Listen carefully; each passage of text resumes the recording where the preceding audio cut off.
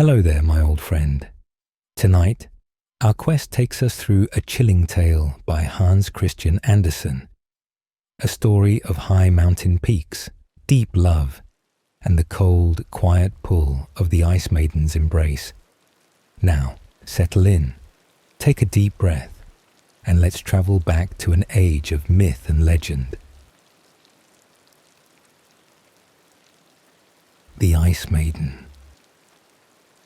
1. Little Rudy. We will pay a visit to Switzerland and wander through that country of mountains whose steep and rocky sides are overgrown with forest trees. Let us climb to the dazzling snowfields at their summits and descend again to the green meadows beneath, through which rivers and brooks rush along as if they could not quickly enough reach the sea and vanish. Fiercely shines the sun over those deep valleys, as well as upon the heavy masses of snow which lie on the mountains. During the year, these accumulations thaw or fall in the rolling avalanche, or are piled up in shining glaciers. 2 of these glaciers lie in the broad, rocky cliffs between the Schreckhorn and the Wetterhorn, near the little town of Grindelwald. They are wonderful to behold, and therefore in the summertime strangers come here from all parts of the world to see them. They cross snow-covered mountains and travel through the deep valleys, or ascend for hours, higher and still higher, the valleys appearing to sink lower and lower as they proceed, and become as small as if seen from an air balloon. Over the lofty summits of these mountains, the clouds often hang like a dark veil, while beneath in the valley, where many brown, wooden houses are scattered about, the bright rays of the sun may be shining upon a little brilliant patch of green, making it appear almost transparent. The waters foam and dash along in the valleys beneath. The streams from above trickle and murmur as they fall down the rocky mountain side, looking like glittering silver bands. On both sides of the mountain path stand these little wooden houses, and as within, there are many children and many mouths to feed. Each house has its own little potato garden. These children rush out in swarms and surround travellers, whether on foot or in carriages. They are all clever at making a bargain. They offer for sale the sweetest little toy houses, models of the mountain cottages in Switzerland. Whether it be rain or sunshine, these crowds of children are always to be seen with their wares. About 20 years ago, there might be seen occasionally, standing at a short distance from the other children, a little boy who was also anxious to sell his curious wares. He had an earnest, expressive countenance and held the box containing his carved toys tightly with both hands, as if unwilling to part with it. His earnest look, and being also a very little boy, made him noticed by the strangers, so that he often sold the most, without knowing why. An hour's walk farther up the ascent lived his grandfather, who cut and carved the pretty little toy houses, and in the old man's room stood a large press, full of all sorts of carved things, nutcrackers, knives and forks, boxes with beautifully carved foliage, leaping chamois. It contained everything that could delight the eyes of a child, but the boy, who was named Rudy, looked with still greater pleasure and longing at some old firearms which hung upon the rafters under the ceiling of the room. His grandfather promised him that he should have them some day, but that he must first grow big and strong and learn how to use them. Small as he was, the goats were placed in his care, and a good goat keeper should also be a good climber, and such Rudy was. He sometimes indeed climbed higher than the goats, for he was fond of seeking for birds' nests at the top of high trees. He was bold and daring, but was seldom seen to smile, excepting when he stood by the roaring cataract or heard the descending roll of the avalanche. He never played with the other children and was not seen with them, unless his grandfather sent him down to sell his curious workmanship. Rudy did not much like trade. He loved to climb the mountains or to sit by his grandfather and listen to his tales of olden times or of the people in Meiringen, the place of his birth. In the early ages of the world, said the old man, these people could not be found in Switzerland. They are a colony from the north, where their ancestors still dwell and are called Swedes. This was something for Rudy to know, but he learned more from other sources, particularly from the domestic animals who belonged to the house. One was a large dog called a jola, which had belonged to his father, and the other was a tomcat. This cat stood very high in Rudy's favor, for he had taught him to climb. "Come out on the roof with me," said the cat, and Rudy quite understood him, for the language of fowls, ducks, cats, and dogs is as easily understood by a young child as his own native tongue. But it must be at the age when grandfather's stick becomes a neighing horse, with head, legs, and tail. Some children retain these ideas later than others, and they are considered backwards and childish for their age. People say so, but is it so? "Come out on the roof with me, little Rudy," was the first thing he heard the cat say, and Rudy understood him. "What people say about falling down is all nonsense," continued the cat. "You will not fall unless you are afraid. Come now, set one foot here and another there, and feel your way with your 4 feet. Keep your eyes wide open and move softly, and if you come to a hole, jump over it and cling fast as I do." And this was just what Rudy did. He was often on the sloping roof with the cat, or on the tops of high trees, but more frequently, higher still on the ridges of the rocks where Puss never came. "Higher, higher," cried the trees and the bushes. "See to what height we have grown, and how fast we hold, even to the narrow edges of the rocks." Rudy often reached the top of the mountain before the sunrise, and there inhaled his morning draught of the fresh, invigorating mountain air, God's own gift, which men call the sweet fragrance of plant and herb on the mountainside, and the mint and wild thyme in the valleys. The overhanging clouds absorb all heaviness from the air, and the winds convey them away over the pine tree summits. The spirit of fragrance, light and fresh, remained behind, and this was Rudy's morning draught. The sunbeams, those blessing-bringing daughters of the sun, kissed his cheeks. Vertigo might be lurking on the watch, but he dared not approach him. The swallows, who had not less than 7 nests in his grandfather's house, flew up to him and his goats, singing, "We and you, you and we." They brought him greetings from his grandfather's house, even from 2 hens, the only birds of the household. But Rudy was not intimate with them. Although so young and such a little fellow, Rudy had travelled a great deal. He was born in the canton of Valais and brought to his grandfather over the mountains. He had walked to Staubach, a little town that seems to flutter in the air like a silver veil, the glittering snow-clad mountain Jungfrau. He had also been to the great glaciers, but this is connected with a sad story, for here his mother met her death, and his grandfather used to say that all Rudy's childish merriment was lost from that time. His mother had written in a letter that before he was a year old, he had laughed more than he cried. But after his fall into the snow-covered crevasse, his disposition had completely changed.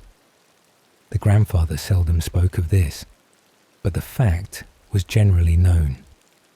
Rudy's father had been a postilion, and the large dog which now lived in his grandfather's cottage had always followed him on his journeys over the Simplon to the Lake of Geneva. Rudy's relations, on his father's side, lived in the canton of Valais, in the valley of the Rhône. His uncle was a chamois hunter and a well-known guide.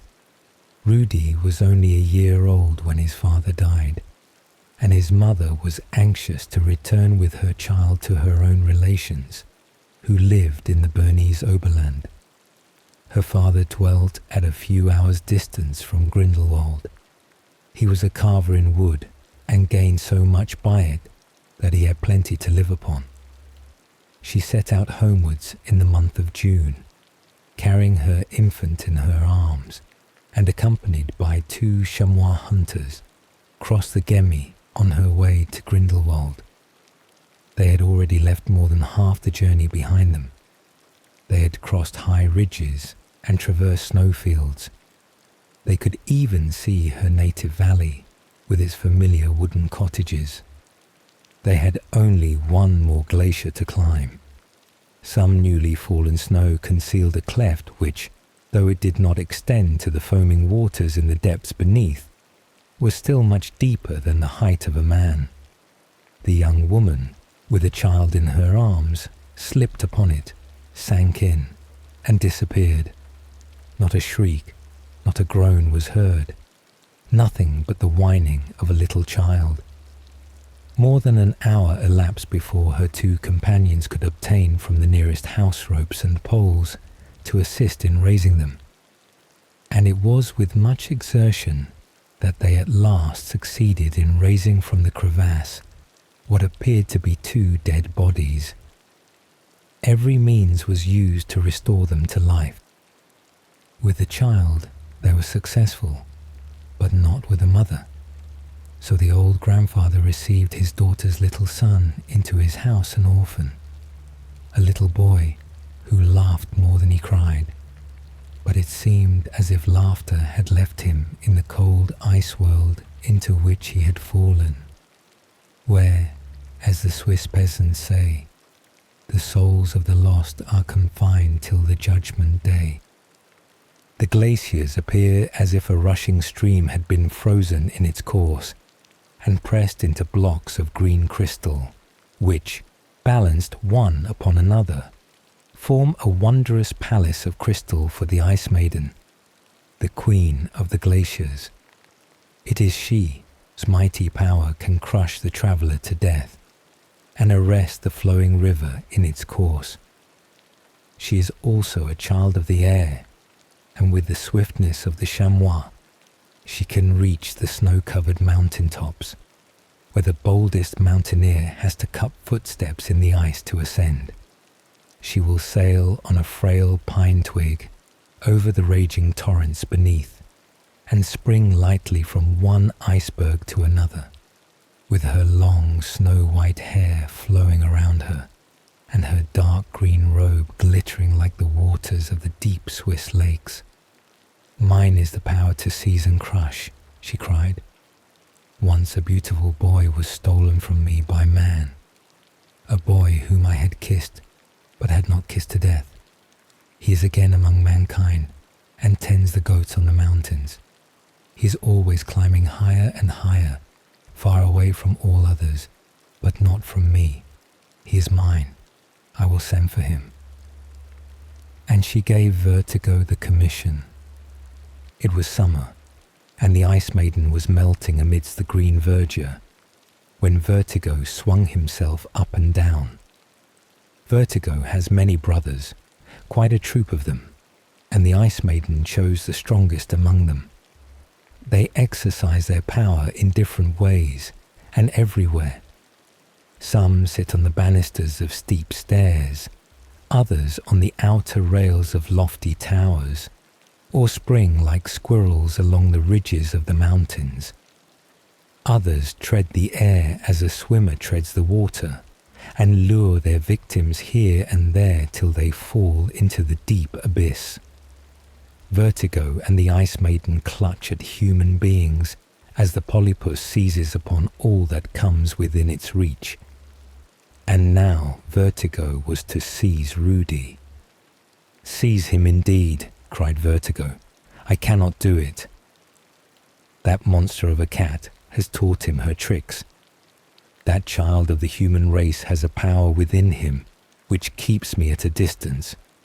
I cannot possibly reach the boy when he hangs from the branches of trees over the precipice, or I would gladly tickle his feet and send him heels over head through the air, but I cannot accomplish it." "We must accomplish it," said the Ice Maiden. "Either you or I must, and I will. I will." "No, no," sounded through the air, like an echo on the mountain church bell's chime. It was an answer in song, in the melting tones of a chorus from others of nature's spirits, good and loving spirits, the daughters of the sunbeam. They who place themselves in a circle every evening on the mountain peaks. There they spread out their rose-coloured wings, which, as the sun sinks, become more flaming red, until the lofty Alps seem to burn with fire. Men call this the Alpine glow. After the sun has set, they disappear within the white snow on the mountain tops, and slumber there till sunrise, when they again come forth. They have great love for flowers, for butterflies, and for mankind, and from among the latter they had chosen little Rudy. "You shall not catch him, you shall not seize him," they sang. "Greater and stronger than he have I seized," said the Ice Maiden. Then the daughters of the sun sang a song of the traveller whose cloak had been carried away by the wind. The wind took the covering, but not the man. It could even seize upon him, but not hold him fast. The children of strength are more powerful, more ethereal, even than we are. They can rise higher than our parent, the sun. They have the magic words that rule the wind and the waves, and compel them to serve and obey. And they can, at last, cast off the heavy, oppressive weight of mortality and soar upwards.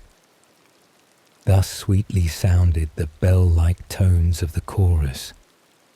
And each morning the sun's rays shone through the one little window of the grandfather's house upon the quiet child. The daughters of the sunbeam kissed him.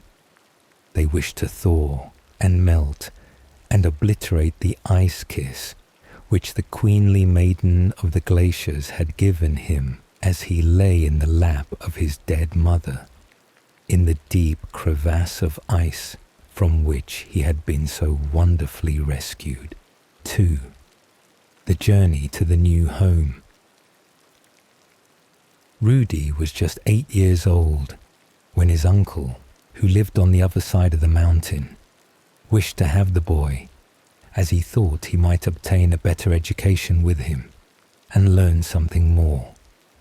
His grandfather thought the same, so he consented to let him go. Rudy had many to say farewell to, as well as his grandfather. First, there was Ajola, the old dog. "Your father was the postilion, and I was the postilion's dog," said Ajola. "We have often travelled the same journey together. I knew all the dogs and men on this side of the mountain. It is not my habit to talk much, but now that we have so little time to converse together, I will say something more than usual. I will relate to you a story which I have reflected upon for a long time. I do not understand it, and very likely you will not, but that is of no consequence. I have, however, learned from it that in this world things are not equally divided, neither for dogs nor for men. All are not born to lie on the lap and to drink milk. I have never been petted in this way, but I have seen a little dog seated in the place of a gentleman or lady and travelling inside a post-chaise. The lady, who was his mistress, or of whom he was master, carried a bottle of milk, of which the little dog now and then drank. She also offered him pieces of sugar to crunch. He sniffed at them proudly, but would not eat one, so she ate them herself. I was running along the dirty road by the side of the carriage, as hungry as a dog could be, chewing the cud of my own thoughts, which were rather in confusion. But many other things seemed in confusion also. Why was not I lying on a lap and travelling in a coach? I could not tell, yet I knew I could not alter my own condition, either by barking or growling. This was Ajola's farewell speech, and Rudy threw his arms round the dog's neck and kissed his cold nose. Then he took the cat in his arms, but he struggled to get free. "You are getting too strong for me," he said, "but I will not use my claws against you. Clamber away over the mountains. It was I who taught you to climb. Do not fancy you are going to fall, and you will be quite safe." Then the cat jumped down and ran away. He did not wish Rudy to see that there were tears in his eyes. The hens were hopping about the floor. One of them had no tail. A traveller, who fancied himself a sportsman, had shot off her tail. He had mistaken her for a bird of prey. "Rudy is going away over the mountains," said one of the hens. "He is always in such a hurry," said the other, "and I don't like taking leave." So they both hopped out. But the goats said farewell. They bleated and wanted to go with him. They were so very sorry. Just at this time, 2 clever guides were going to cross the mountains to the other side of the Gemmi, and Rudy was to go with them on foot. It was a long walk for such a little boy, but he had plenty of strength and invincible courage. The swallows flew with him a little way, singing, "We and you and we." The way led across the rushing Lütschine, which falls in numerous streams from the dark clefts of the Grindelwald glaciers. Trunks of fallen trees and blocks of stone form bridges over these streams. After passing a forest of alders, they began to ascend, passing by some blocks of ice that had loosened themselves from the side of the mountain and lay across their path. They had to step over these ice blocks or walk round them. Rudy crept here and ran there, his eyes sparkling with joy, and he stepped so firmly with his iron-tipped mountain shoe that he left a mark behind him wherever he placed his foot. The earth was black where the mountain torrents or the melted ice had poured upon it, but the bluish-green, glassy ice sparkled and glittered. They had to go round little pools, like lakes, enclosed between large masses of ice, and, while thus wandering out of their path, they came near an immense stone which lay balanced on the edge of an icy peak.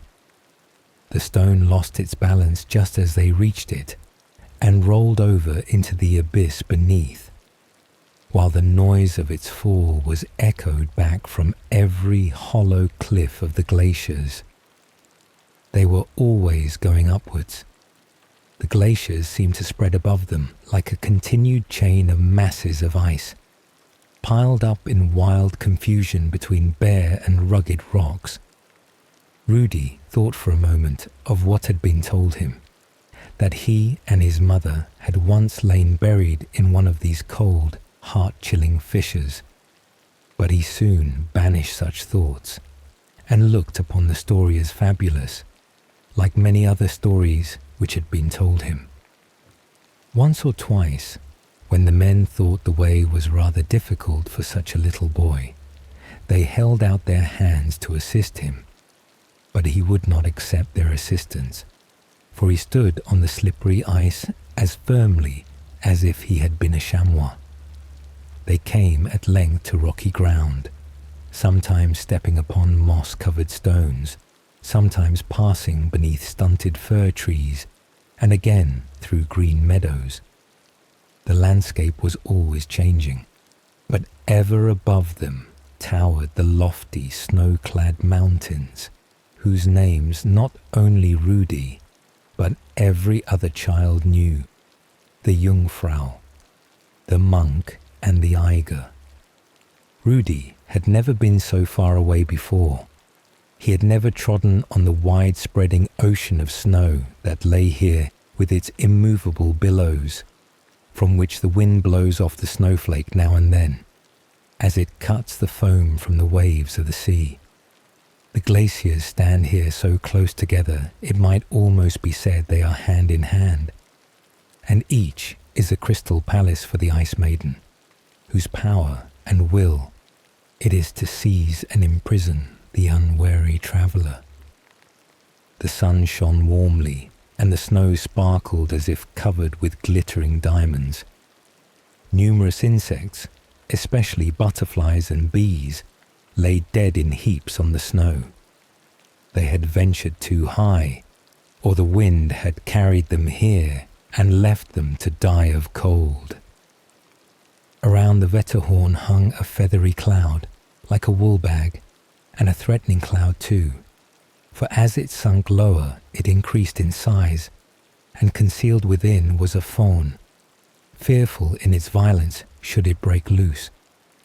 This journey, with its varied incidents, the wild paths, the night passed on the mountain, the steep rocky precipices, the hollow clefts, in which the rustling waters from time immemorial had worn away passages for themselves through blocks of stone. All these were firmly impressed on Rudy's memory. In a forsaken stone building, which stood just beyond the seas of snow, they one night took shelter. Here they found some charcoal and pine branches, so that they soon made a fire. They arranged couches to lie on as well as they could, and then the men seated themselves by the fire, took out their pipes, and began to smoke. They also prepared a warm spiced drink, of which they partook, and Rudy was not forgotten. He had his share. Then they began to talk of those mysterious beings with which the land of the Alps abounds, the host of apparitions which come in the night and carry off the sleepers through the air to the wonderful floating town of Venice, of the wild herdsman who drives the black sheep across the meadows. These flocks are never seen, yet the tinkle of their little bells has often been heard, as well as their unearthly bleating. Rudy listened eagerly, but without fear, for he knew not what fear meant, and while he listened, he fancied he could hear the roaring of the spectral herd. It seemed to come nearer and roar louder, till the men heard it also and listened in silence, till, at length, they told Rudy that he must not dare to sleep. It was a fawn, that violent storm wind which rushes from the mountain to the valley beneath, and in its fury snaps asunder the trunks of large trees as if they were but slender reeds, and carries the wooden houses from one side of a river to the other as easily as we could move the pieces on a chessboard. After an hour had passed, they told Rudy that it was all over and he might go to sleep. And fatigued with his long walk, he readily slept at the word of command. Very early the following morning they again set out. The sun on this day lighted up for Rudy new mountains, new glaciers, and new snowfields. They had entered the Canton Valais and found themselves on the ridge of the hills which can be seen from Grindelwald, but he was still far from his new home. They pointed out to him other clefts, other meadows, other woods and rocky paths, and other houses. Strange men made their appearance before him. And what men? They were misshapen, wretched-looking creatures with yellow complexions, and on their necks were dark, ugly lumps of flesh, hanging down like bags. They were called Cretans. They dragged themselves along painfully and stared at the strangers with vacant eyes. The women looked more dreadful than the men. Poor Rudy. Were these the sort of people he should see at his new home? 3. The uncle. Rudy arrived at last at his uncle's house and was thankful to find the people like those he'd been accustomed to see. There was only one Cretan amongst them, a poor idiot boy, one of those unfortunate beings who, in their neglected conditions, go from house to house and are received and taken care of in different families for a month or two at a time. Poor Saperli had just arrived at his uncle's house when Rudy came. The uncle was an experienced hunter. He also followed the trade of a cooper. His wife was a lively little person, with a face like a bird, eyes like those of an eagle, and a long, hairy throat. Everything was new to Rudy. The fashion of the dress, the manners, the employments, and even the language. But the latter his childish ear would soon learn. He saw also that there was more wealth here when compared with his former home at his grandfather's. The rooms were larger, the walls were adorned with the horns of the chamois and brightly polished guns. Over the door hung a painting of the Virgin Mary. Fresh alpine roses and a burning lamp stood near it. Rudy's uncle was, as we have said, one of the most noted chamois hunters in the whole district, and also one of the best guides. Rudy soon became the pet of the house, but there was another pet, an old hound, blind and lazy, who would never more follow the hunt, well as he had once done so.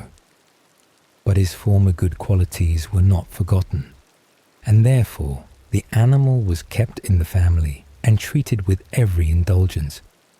Rudy stroked the old hound, but he did not like strangers, and Rudy was as yet a stranger. He did not, however, long remain so.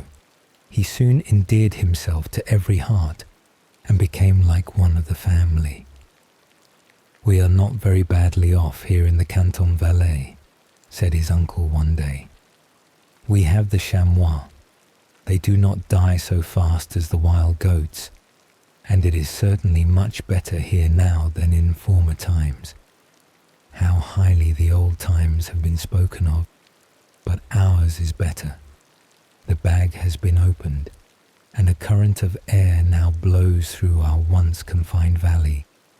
Something better always makes its appearance when old, worn-out things fail."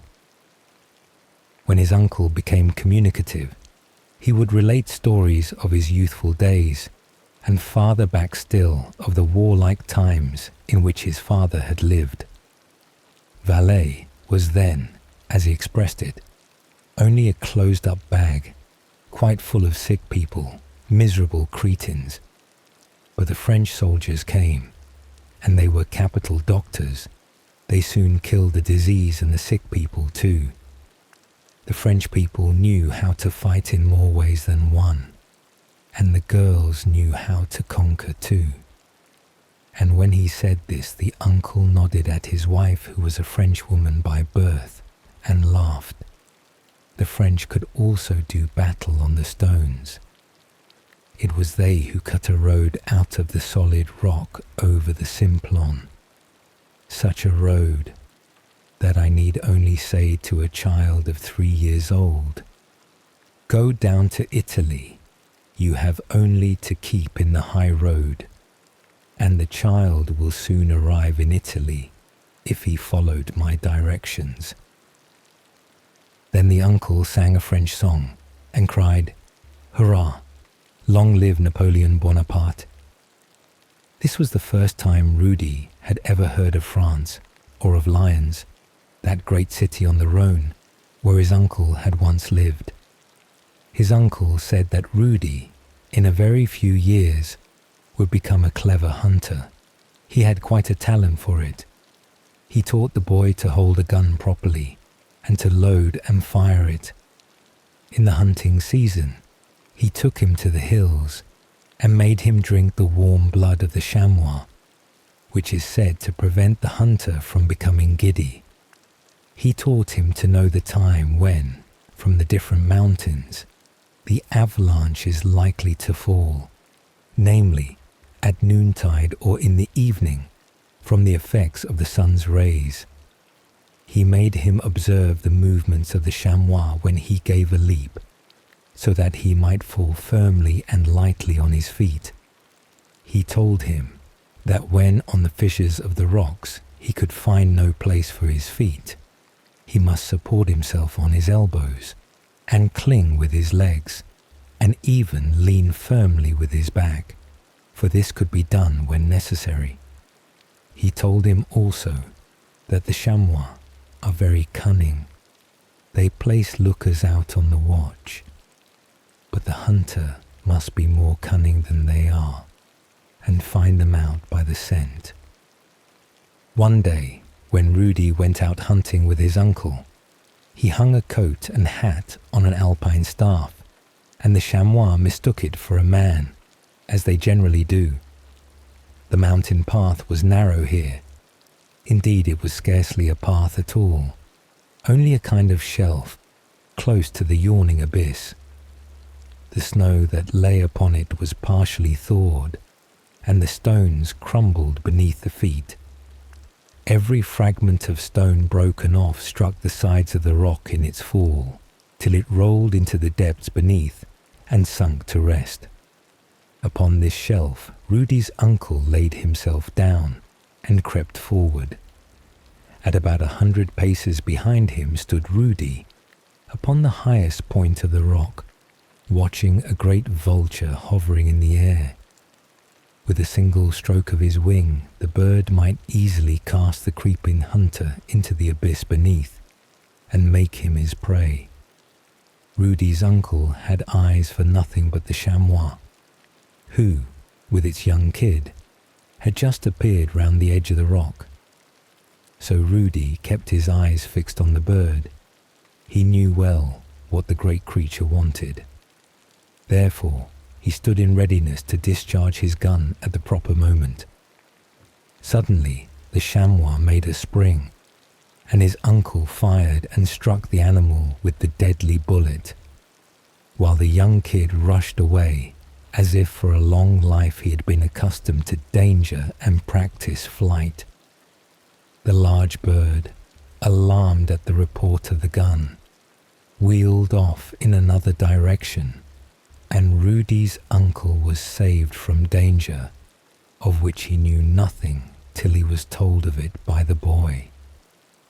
While they were both in pleasant mood, wending their way homewards, and the uncle whistling the tune of a song he had learnt in his young days, they suddenly heard a peculiar sound, which seemed to come from the top of the mountain. They looked up and saw above them, on the overhanging rock, the snow-covering heave and lift itself as a piece of linen stretched on the ground to dry raises itself when the wind creeps under it. Smooth as polished marble slabs, the waves of snow cracked and loosened themselves, and then suddenly, with the rumbling noise of distant thunder, fell like a foaming cataract into the abyss. An avalanche had fallen, not upon Rudy and his uncle, but very near them. Alas, a great deal too near. "Hold fast, Rudy," cried his uncle. "Hold fast with all your might." Then Rudy clung with his arms to the trunk of the nearest tree, while his uncle climbed above him and held fast by the branches. The avalanche rolled past them at some distance, but the gust of wind that followed, like the storm wings of the avalanche, snapped asunder the trees and bushes over which it swept, as if they had been but dry rushes, and threw them about in every direction. The tree to which Rudy clung was thus overthrown, and Rudy dashed to the ground.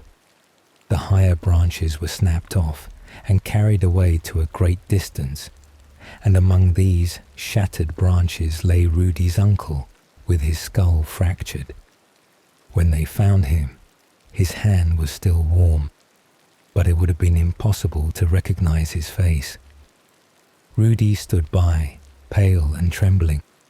It was the first shock of his life, the first time he had ever felt fear. Late in the evening, he returned home with the fatal news, to that home which was now to be so full of sorrow. His uncle's wife uttered not a word, nor shed a tear, till the corpse was brought in. Then her agony burst forth. The poor Cretan crept away to his bed, and nothing was seen of him during the whole of the following day. Towards evening, however, he came to Rudy and said, "Will you write a letter for me?" Saperli cannot write. Saperli can only take the letters to the post. "A letter for you," said Rudy. "Who do you wish to write to?" "To the Lord Christ," he replied. "What do you mean?" asked Rudy. Then the poor idiot, as the Cretan was often called, looked at Rudy with a most touching expression in his eyes, clasped his hands, and said solemnly and devoutly, "Saperli wants to send a letter to Jesus Christ, to pray him to let Saperli die, and not the master of the house here." Rudy pressed his hand and replied, "A letter would not reach him up above. It would not give him back whom we have lost." It was not, however, easy for Rudy to convince Saperli of the impossibility of doing what he wished. "Now you must work for us," said his foster mother, and Rudy very soon became the entire support of the house. 4BABETTE.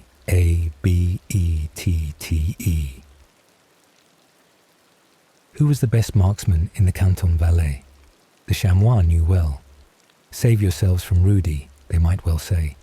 "And who is the handsomest marksman?" "Oh, it is Rudy," said the maidens. But they did not say, "Save yourselves from Rudy." Neither did anxious mothers say so, for he bowed to them as pleasantly as to the young girls. He was so brave and cheerful. His cheeks were brown, his teeth white, and his eyes dark and sparkling. He was now a handsome young man of 20 years. The most icy water could not deter him from swimming. He could twist and turn like a fish. None could climb like he, and he clung as firmly to the edges of the rocks as a limpet. He had strong muscular power, as could be seen when he leapt from rock to rock. He had learnt this first from the cat, and more lately from the chamois. Rudy was considered the best guide over the mountains. Everyone had great confidence in him. He might have made a great deal of money as guide. His uncle had also taught him the trade of a cooper, but he had no inclination for either.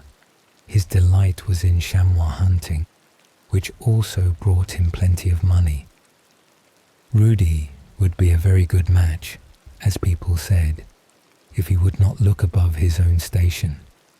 He was also such a famous partner in dancing that the girls often dreamt about him, and one and another thought of him even when awake. "He kissed me in the dance," said Annette, the schoolmaster's daughter, to her dearest friend. But she ought not to have told this, even to her dearest friend. It is not easy to keep such secrets. They are like sand in a sieve. They slip out. It was therefore soon known that Rudy, so brave and so good as he was, had kissed someone while dancing, and yet he had never kissed her, who was dearest to him. "Ah, ah," said an old hunter. "He has kissed Annette, has he? He has begun with A, and I suppose he will kiss through the whole alphabet." But a kiss in the dance was all the busy tongues could accuse him of. He certainly had kissed Annette, but she was not the flower of his heart. Down in the valley, near Bex, among the great walnut trees, by the side of a little rushing mountain stream, lived a rich miller. His dwelling house was a large building, 3 stories high, with little turrets. The roof was covered with chips, bound together with tin plates that glittered in sunshine and in the moonlight. The largest of the turrets had a weathercock, representing an apple pierced by a glittering arrow, in memory of William Tell. The mill was a neat and well-ordered place that allowed itself to be sketched and written about, but the miller's daughter did not permit any to sketch or write about her. So, at least, Rudy would have said, for her image was pictured in his heart. Her eyes shone in it so brightly that quite a flame had been kindled there, and, like all other fires, it had burst forth so suddenly that the miller's daughter, the beautiful Babette, was quite unaware of it. Rudy had never spoken a word to her on the subject. The miller was rich, and on that account, Babette stood very high and was rather difficult to aspire to. But said Rudy to himself, nothing is too high for a man to reach. He must climb with confidence in himself, and he will not fail. He had learnt this lesson in his youthful home. It happened once that Rudy had some business to settle at Bex. It was a long journey at that time, for the railway had not been opened.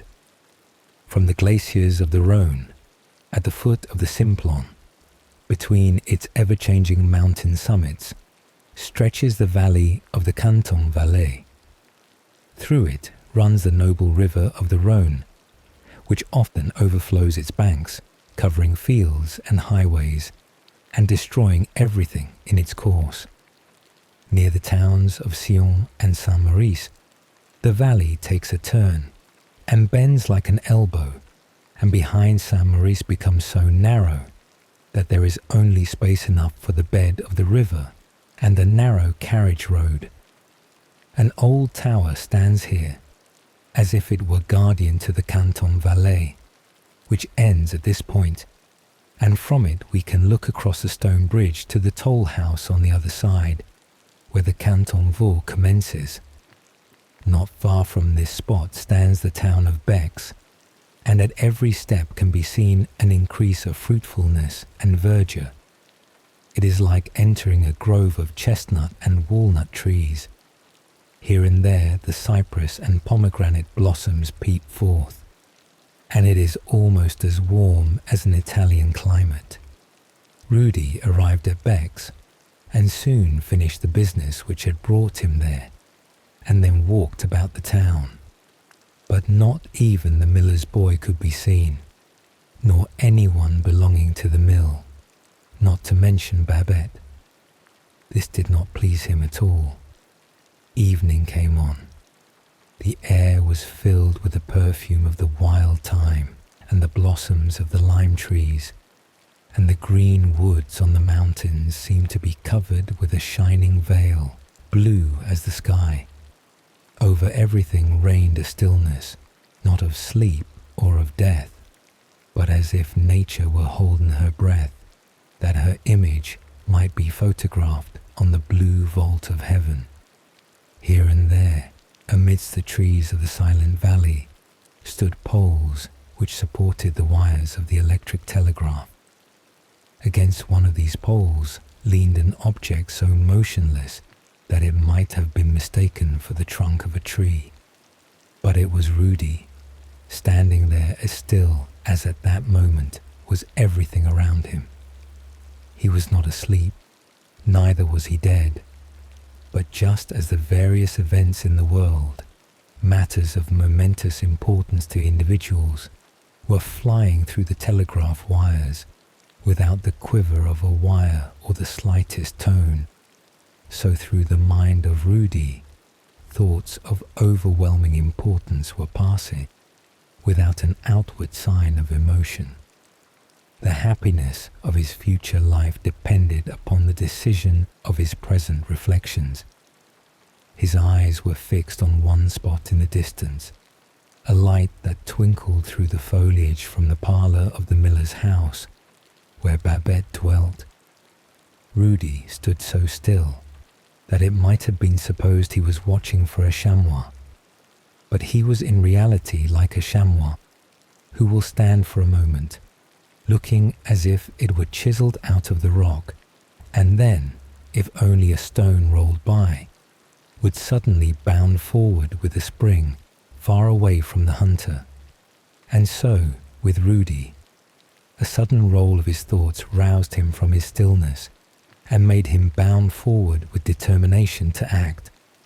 "Never despair," cried he. "A visit to the mill to say good evening to the miller and good evening to little Babette can do no harm. No one ever fails who has confidence in himself. If I am to be Babette's husband, I must see her some time or other." Then Rudy laughed joyously and took courage to go to the mill. He knew what he wanted. He wanted to marry Babette. The clear water of the river rolled over its yellow bed, and willows and lime trees were reflected in it, as Rudy stepped along the path to the miller's house. But, as the children sing, there was no one at home in the house, only a kitten at play. The cat standing on the steps put up its back and cried, "Mew." But Rudy had no inclination for this sort of conversation. He passed on and knocked at the door. No one heard him. No one opened the door. "Mew," said the cat again. And had Rudy been still a child, he would have understood this language and known that the cat wished to tell him there was no one at home. So he was obliged to go to the mill and make inquiries, and there he heard that the miller had gone on a journey to Interlaken and taken Babette with him to the great shooting festival, which began that morning and would continue for 8 days, and that people from all the German settlements would be there. Poor Rudy, we may well say. It was not a fortunate day for his visit to Bex. He had just to return the way he came, through Saint-Maurice and Sion, to his home in the valley. But he did not despair. When the sun rose the next morning, his good spirits had returned. Indeed, he had never really lost them. "Babette is at Interlaken," said Rudy to himself. "Many days' journey from here. It is certainly a long way for anyone who takes the high road, but not so far if he takes a short cut across the mountain, and that just suits a chamois hunter. I have been that way before, for it leads to the home of my childhood, where, as a little boy, I lived with my grandfather, and there are shooting matches at Interlaken. I will go and try to stand first in the match. Babette will be there, and I shall be able to make her acquaintance." Carrying his light knapsack, which contained his Sunday clothes, on his back, and with his musket and his game bag over his shoulder, Rudy started to take the shortest way across the mountain. Still, it was a great distance. The shooting matches were to commence on that day and to continue for a whole week. He had been told also that the miller and Babette would remain that time with some relatives at Interlaken. So over the Gemmi, Rudy climbed bravely and determined to descend the side of the Grindelwald. Bright and joyous were his feelings as he stepped lightly onwards, inhaling the invigorating mountain air. The valleys sunk as he ascended. The circle of the horizon expanded. One snow-capped peak after another rose before him, till the whole of the glittering alpine range became visible. Rudy knew each ice-clad peak, and he continued his course towards the Schreckhorn, with its white powdered stone finger raised high in the air. At length he had crossed the highest ridges, and before him lay the green pasture lands sloping down towards the valley, which was once his home. The buoyancy of the air made his heart light. Hill and valley were blooming in luxuriant beauty, and his thoughts were youthful dreams, in which old age or death were out of the question. Life, power, and enjoyment were in the future, and he felt free and light as a bird, and the swallows flew round him, as in the days of his childhood, singing we and you and we. All was overflowing with joy. Beneath him lay the meadows, covered with velvety green, with the murmuring river flowing through them, and dotted here and there were small wooden houses. He could see the edges of the glaciers, looking like green glass against the soiled snow, and the deep chasms beneath the loftiest glacier. The church bells were ringing, as if to welcome him to his home with their sweet tones. His heart beat quickly, and for a moment he seemed to have forgotten Babette, so full were his thoughts of old recollections. He was, in imagination, once more wandering on the road, where, when a little boy, he, with other children, came to sell their curiously carved toy houses. Yonder, behind the fir trees, still stood his grandfather's house, his mother's father, but strangers dwelt in it now. Children came running to him, as he had once done, and wished to sell their wares. One of them offered him an alpine rose. Rudy took the rose as a good omen, and thought of Babette. He quickly crossed the bridge where the two rivers flow into each other. Here he found a walk overshadowed with large walnut trees, and their thick foliage formed a pleasant shade. Very soon he perceived in the distance waving flags, on which glittered a white cross on a red ground, the standard of the Danes as well as of the Swiss, and before him lay Interlaken. "It is really a splendid town, like none other that I have ever seen," said Rudy to himself. It was indeed a Swiss town in its holiday dress, not like the many other towns, crowded with heavy stone houses, stiff and foreign-looking. No, here it seemed as if the wooden houses on the hills had run into the valley and placed themselves in rows and ranks by the side of the clear river, which rushes like an arrow in its course. The streets were rather irregular, it is true, but still this added to their picturesque appearance. There was one street which Rudy thought the prettiest of them all. It had been built since he had visited the town when a little boy. It seemed to him as if all the neatest and most curiously carved toy houses which his grandfather once kept in the large cupboard at home had been brought out and placed in this spot, and that they had increased in size since then, as the old chestnut trees had done. The houses were called hotels. The woodwork on the windows and balconies was curiously carved. The roofs were gaily painted, and before each house was a flower garden, which separated it from the macadamized high road. These houses all stood on the same side of the road, so that the fresh green meadows, in which were cows grazing with bells on their necks, were not hidden. The the sound of these bells is often heard amidst alpine scenery. These meadows were encircled by lofty hills, which receded a little in the centre, so that the most beautifully formed of Swiss mountains, the snow-crowned Jungfrau, could be distinctly seen glittering in the distance. A number of elegantly dressed gentlemen and ladies from foreign lands and crowds of country people from the neighbouring cantons were assembled in the town. Each marksman wore the number of hits he had made twisted in a garland round his hat. Here were music and singing of all descriptions, hand organs, trumpets, shouting and noise. The houses and bridges were adorned with verses and inscriptions. Flags and banners were waving. Shot after shot was fired, which was the best music to Rudy's ears.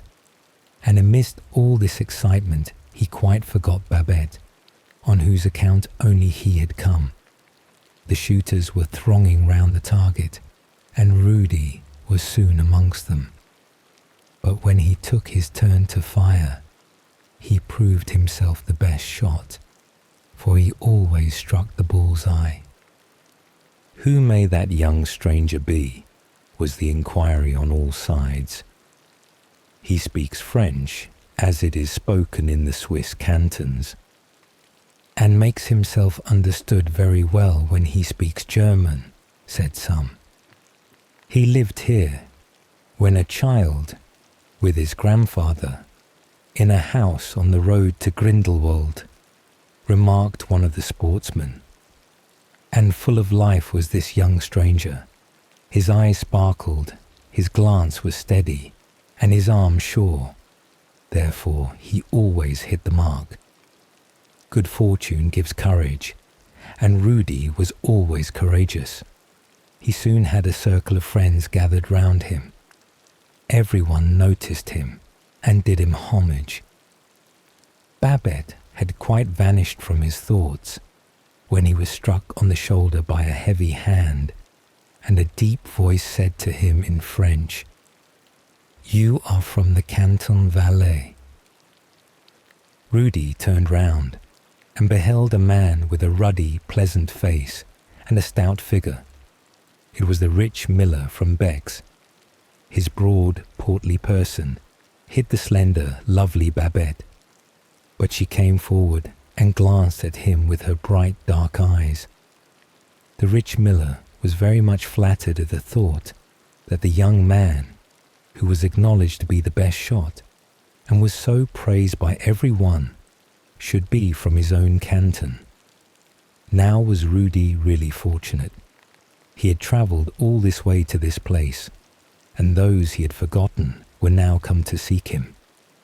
When country people go far from home, they often meet with those they know and improve their acquaintance.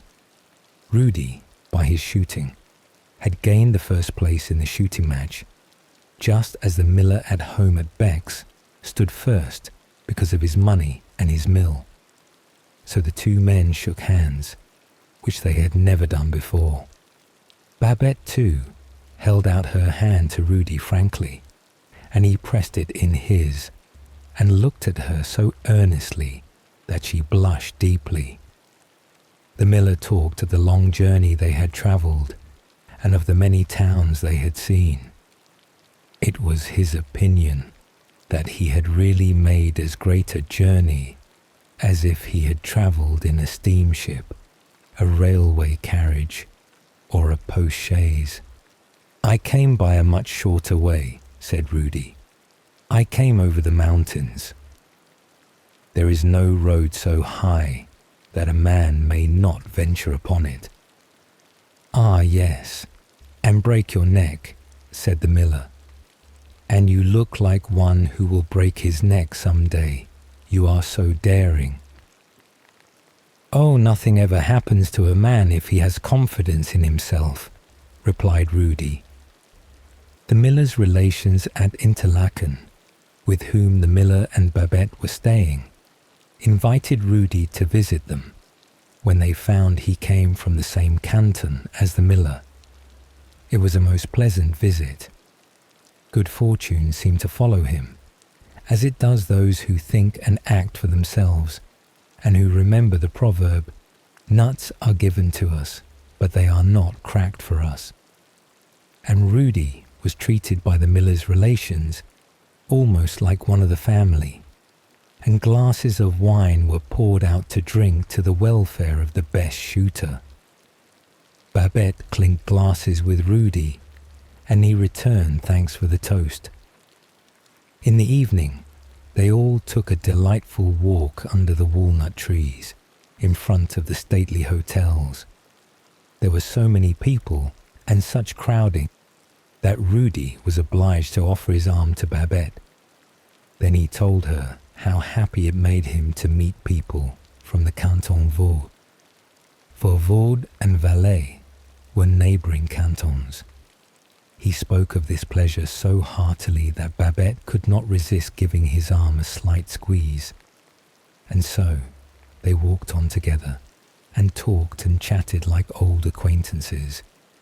Rudy felt inclined to laugh sometimes at the absurd dress and walk of the foreign ladies, but Babette did not wish to make fun of them, for she knew there must be some good, excellent people amongst them.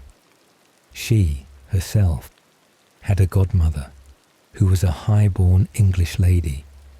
18 years before, when Babette was christened, this lady was staying at Beck's, and she stood godmother for her and gave her the valuable brooch she now wore in her bosom.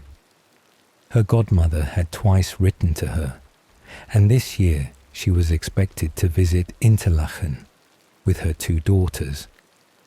"But they are old maids," added Babette, who was only 18. "They are nearly 30. Her sweet little mouth was never still a moment, and all that she said sounded in Rudy's ears as matters of the greatest importance. And at last he told her what he was longing to tell, how often he had been at Beck's, how well he knew the mill, and how often he had seen Babette, when most likely she had not noticed him, and lastly, that full of many thoughts which he could not tell her, he had been to the mill on the evening when she and her father had started on their long journey, but not too far for him to find a way to overtake them. He told her all this, and a great deal more.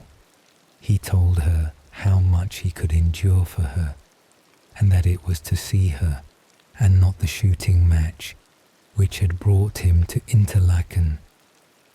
Babette became quite silent after hearing all this. It was almost too much, and it troubled her. And while they thus wandered on, the sun sunk behind the lofty mountains. The Jungfrau stood out in brightness and splendour as a background to the green woods of the surrounding hills. Everyone stood still to look at the beautiful sight, Rudy and Babette among them. "Nothing can be more beautiful than this," said Babette. "Nothing," replied Rudy, looking at Babette. "Tomorrow I must return home," remarked Rudy a few minutes afterwards. "Come and visit us at Beck's," whispered Babette. "My father will be pleased to see you. 5. On the way home." Oh, what a number of things Rudy had to carry over the mountains when he set out to return home. He had 3 silver cups, 2 handsome pistols, and a silver coffee pot. This latter would be useful when he began housekeeping, but all these were not the heaviest weight he had to bear. Something mightier and more important he carried with him in his heart over the high mountains as he journeyed homeward. The weather was dismally dark and inclined to rain. The clouds hung low like a morning veil on the tops of the mountains and shrouded their glittering peaks. In the woods could be heard the sound of the axe and the heavy fall of the trunks of the trees as they rolled down the slopes of the mountains. When seen from the heights, the trunks of these trees looked like slender stems, but on a nearer inspection, they were found to be large and strong enough for the masts of a ship. The river murmured monotonously, the wind whistled, and the clouds sailed along hurriedly. Suddenly there appeared close by Rudy's side a young maiden. He had not noticed her till she came quite near to him. She was also going to ascend the mountain. The maiden's eyes shone with an unearthly power which obliged you to look into them. They were strange eyes, clear, deep, and unfathomable.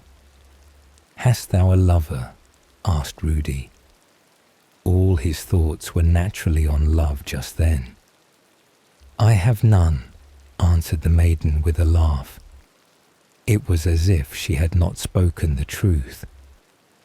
"Do not let us go such a long way round," said she. "We must keep to the left. It is much shorter." "Ah, yes," he replied, "and fall into some crevasse. Do you pretend to be a guide and not know the road better than that?" "I know every step of the way," said she, "and my thoughts are collected, while yours are down in the valley yonder. We should think of the Ice Maiden while we are up here. Men say she is not kind to their race." "I fear her not," said Rudy. "She could not keep me when I was a child. I will not give myself up to her now I am a man." Darkness came on, the rain fell, and then it began to snow, and the whiteness dazzled the eyes. "Give me your hand," said the maiden. "I will help you to mount." And he felt the touch of her icy fingers.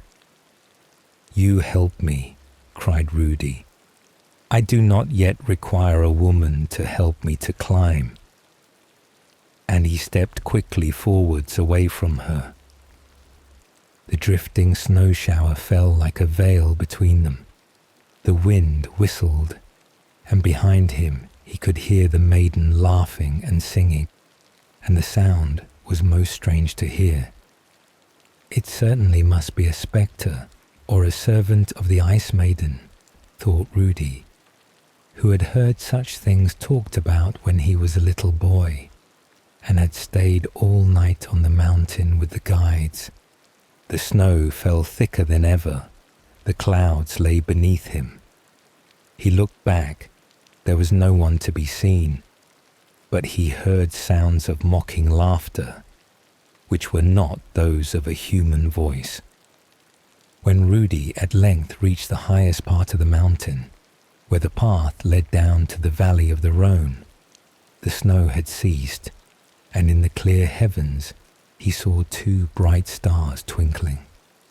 They reminded him of Babette and of himself, and of his future happiness, and his heart glowed at the thought. 6. The visit to the mill.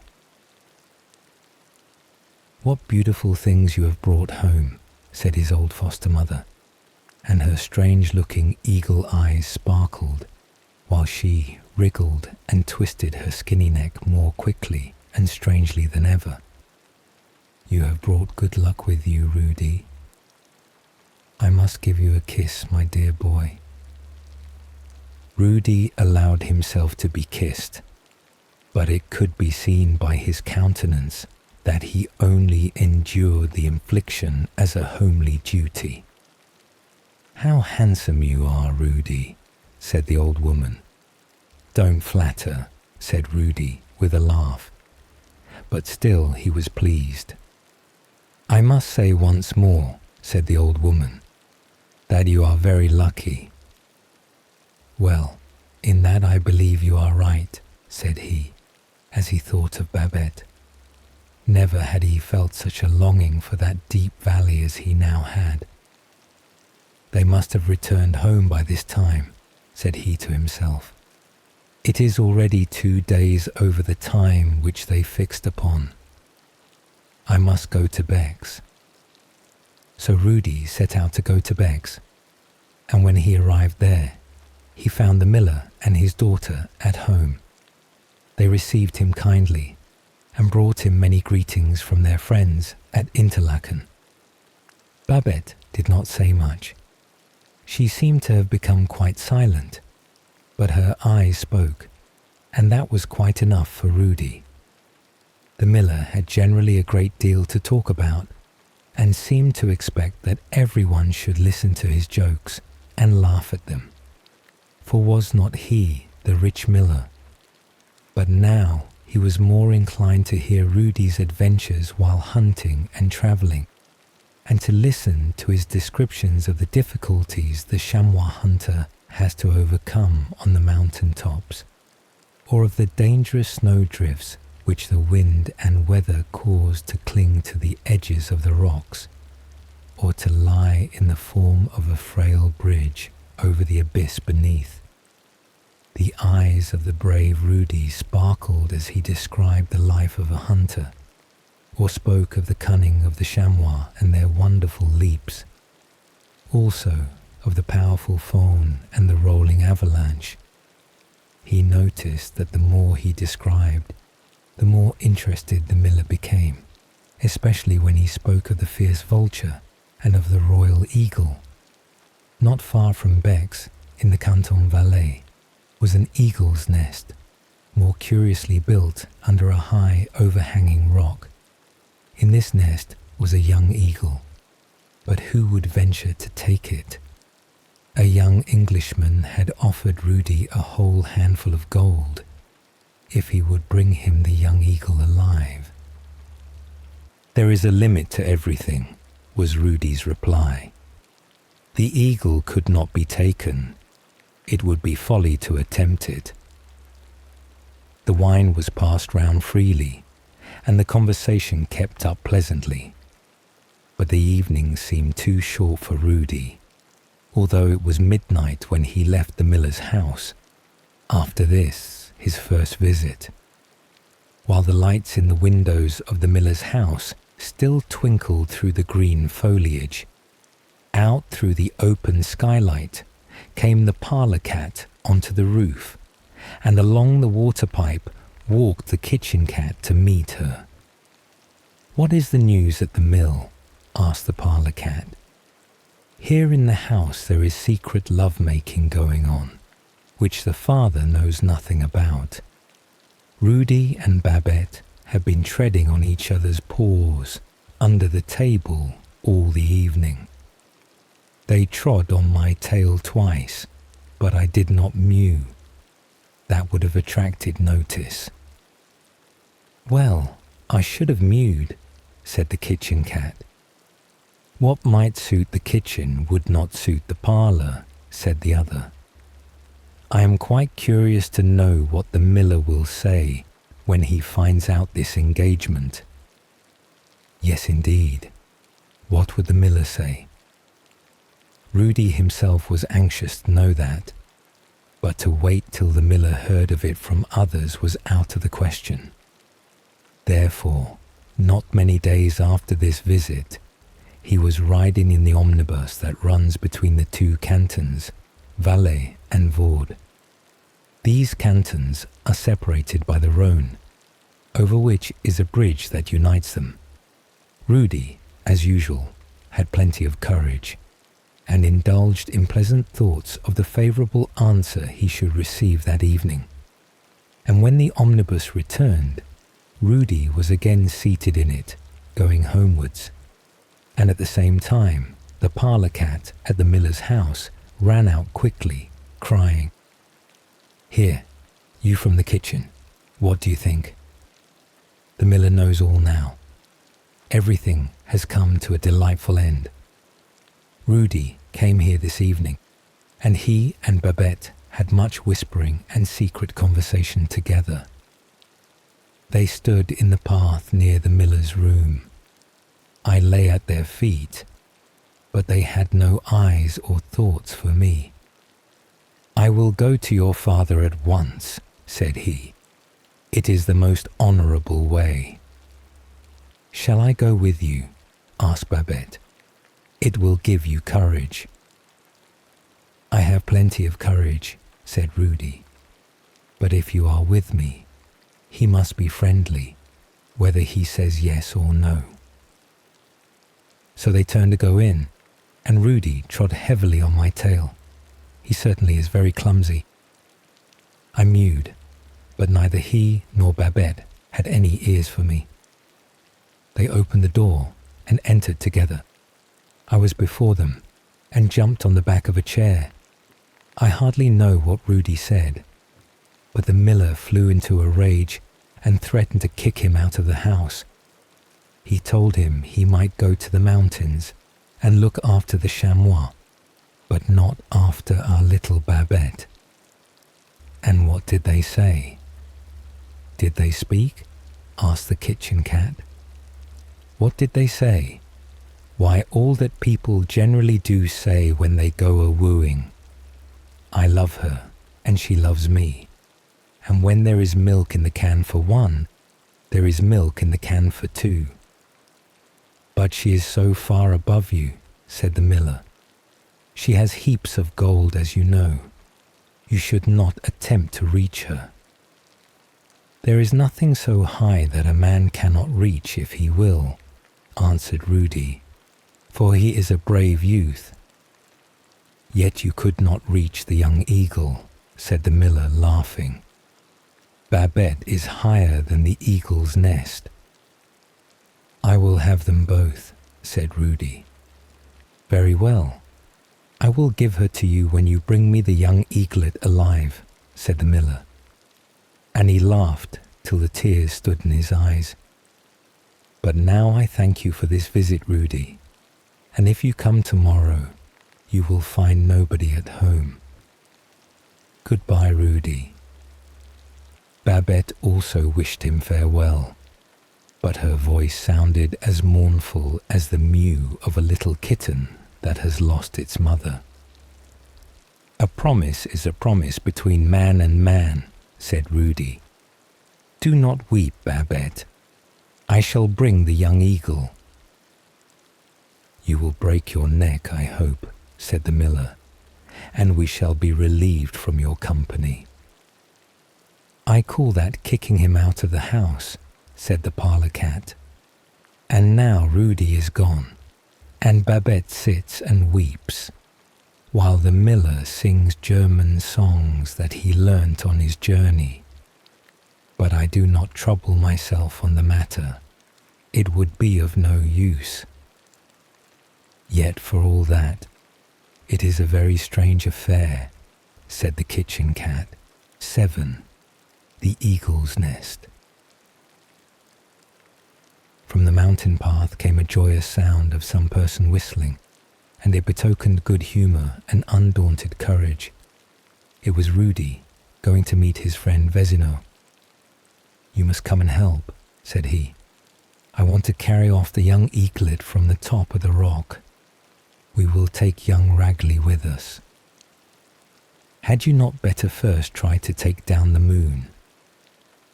That would be quite as easy a task, said Vezino. You seem to be in good spirits. Yes, indeed I am. I am thinking of my wedding. But to be serious, I will tell you all about it, and how I am situated. Then he explained to Vezino and Ragley what he wished to do, and why. You are a daring fellow, said they, but it is no use. You will break your neck. No one falls unless he is afraid, said Rudy. So at midnight they set out, carrying with them poles, ladders and ropes. The road lay amidst brushwood and underwood, over rolling stones, always upwards higher and higher in the dark night. Waters roared beneath them, or fell in cascades from above. Humid clouds were driving through the air as the hunters reached the precipitous ledge of the rock.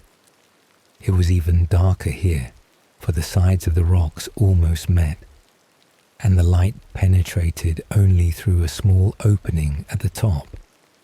At a little distance from the edge could be heard the sound of the roaring, foaming waters in the yawning abyss beneath them. The three seated themselves on a stone to await in stillness the dawn of day, when the parent eagle would fly out, as it would be necessary to shoot the old bird before they could think of gaining possession of the young one. Rudy sat motionless, as if he had been part of the stone on which he sat. He held his gun ready to fire, with his eyes fixed steadily on the highest point of the cliff, where the eagle's nest lay concealed beneath the overhanging rock. The three hunters had a long time to wait. At last they heard a rustling, whirring sound above them, and a large, hovering object darkened the air. Two guns were ready to aim at the dark body of the eagle as it rose from the nest. Then a shot was fired. For an instant the bird fluttered its wide-spreading wings and seemed as if it would fill up the whole of the chasm and drag down the hunters in its fall. But it was not so. The eagle sunk gradually into the abyss beneath, and the branches of trees and bushes were broken by its weight. Then the hunters roused themselves. 3 of the longest ladders were brought and bound together. The topmost ring of these ladders would just reach the edge of the rock which hung over the abyss, but no farther.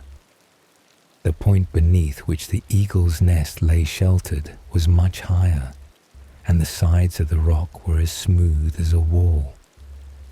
After consulting together, they determined to bind together 2 more ladders and to hoist them over the cavity, and so form a communication with the 3 beneath them by binding the upper ones to the lower. With great difficulty, they contrived to drag the 2 ladders over the rock, and there they hung for some moments, swaying over the abyss. But no sooner had they fastened them together than Rudy placed his foot on the lowest step. It was a bitterly cold morning. Clouds of mist were rising from beneath, and Rudy stood on the lower step of the ladder as a fly rests on a piece of swinging straw, which a bird may have dropped from the edge of the nest it was building on some tall factory chimney. But the fly could fly away if the straw was shaken. Rudy could only break his neck. The wind whistled around him, and beneath him the waters of the abyss, swelled by the thawing of the glaciers, those palaces of the Ice Maiden, foamed and roared in their rapid course. When Rudy began to ascend, the ladder trembled like the web of the spider when it draws out the long, delicate threads. But as soon as he reached the 4th of the ladders, which had been bound together, he felt more confidence. He knew that they had been fastened securely by skillful hands. The 5th ladder, that appeared to reach the nest, was supported by the sides of the rock, yet it swung to and fro and flapped about like a slender reed, and as if it had been bound by fishing lines. It seemed a most dangerous undertaking to ascend it, but Rudy knew how to climb. He had learnt that from the cat, and he had no fear. He did not observe Vertigo, who stood in the air behind him, trying to lay hold of him with his outstretched polypus arms. When at length he stood on the topmost step of the ladder, he found that he was still some distance below the nest, and not even able to see into it. Only by using his hands and climbing could he possibly reach it. He tried the strength of the stunted trees and the thick underwood upon which the nest rested, and of which it was formed, and finding they would support his weight, he grasped them firmly, and swung himself up from the ladder till his head and breast were above the nest. And then what an overpowering stench came from it, for in it lay the putrid remains of lambs, chamois, and birds. Vertigo, although he could not reach him, blew the poisonous vapour in his face to make him giddy and faint. And beneath, in the dark, yawning deep, on the rushing waters, sat the Ice Maiden, with her long, pale green hair falling around her, and her death-like eyes fixed upon him, like the two barrels of a gun. "I have thee now," she cried. In a corner of the eagle's nest sat the young eaglet, a large and powerful bird, though still unable to fly. Rudy fixed his eyes upon it, held on by one hand with all his strength, and with the other threw a noose round the young eagle. The string slipped to its legs. Rudy tightened it, and thus secured the bird alive. Then flinging the sling over his shoulder, so that the creature hung a good way down behind him, he prepared to descend with the help of a rope, and his foot soon touched safely the highest step of the ladder.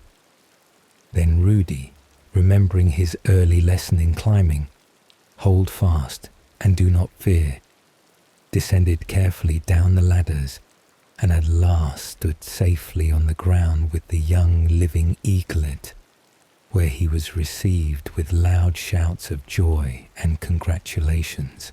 8. What fresh news the parlour cat had to tell.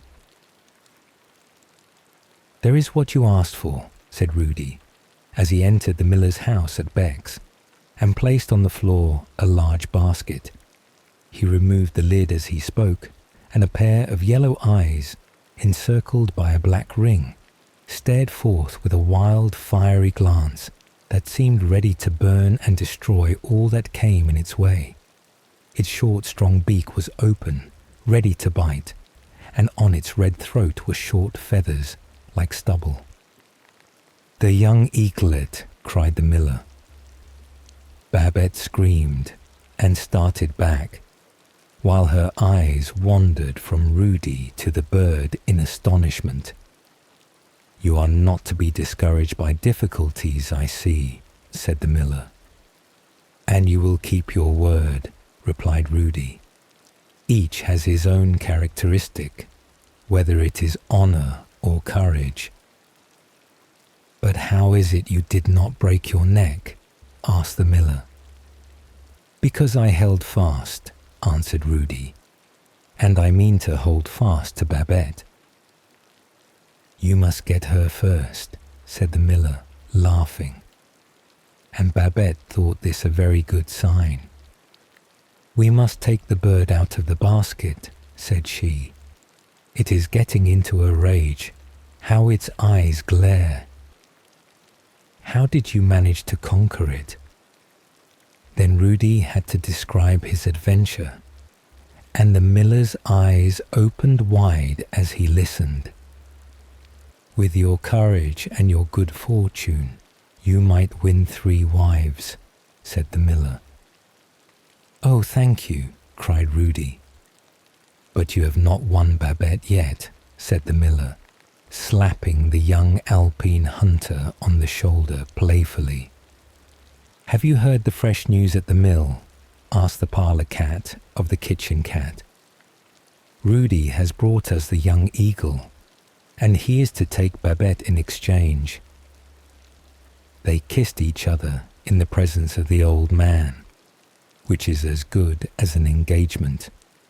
He was quite civil about it, drew in his claws, and took his afternoon nap, so that the two were left to sit and wag their tails as much as they pleased. They have so much to talk about that it will not be finished till Christmas. Neither was it finished till Christmas. The wind whirled the faded fallen leaves.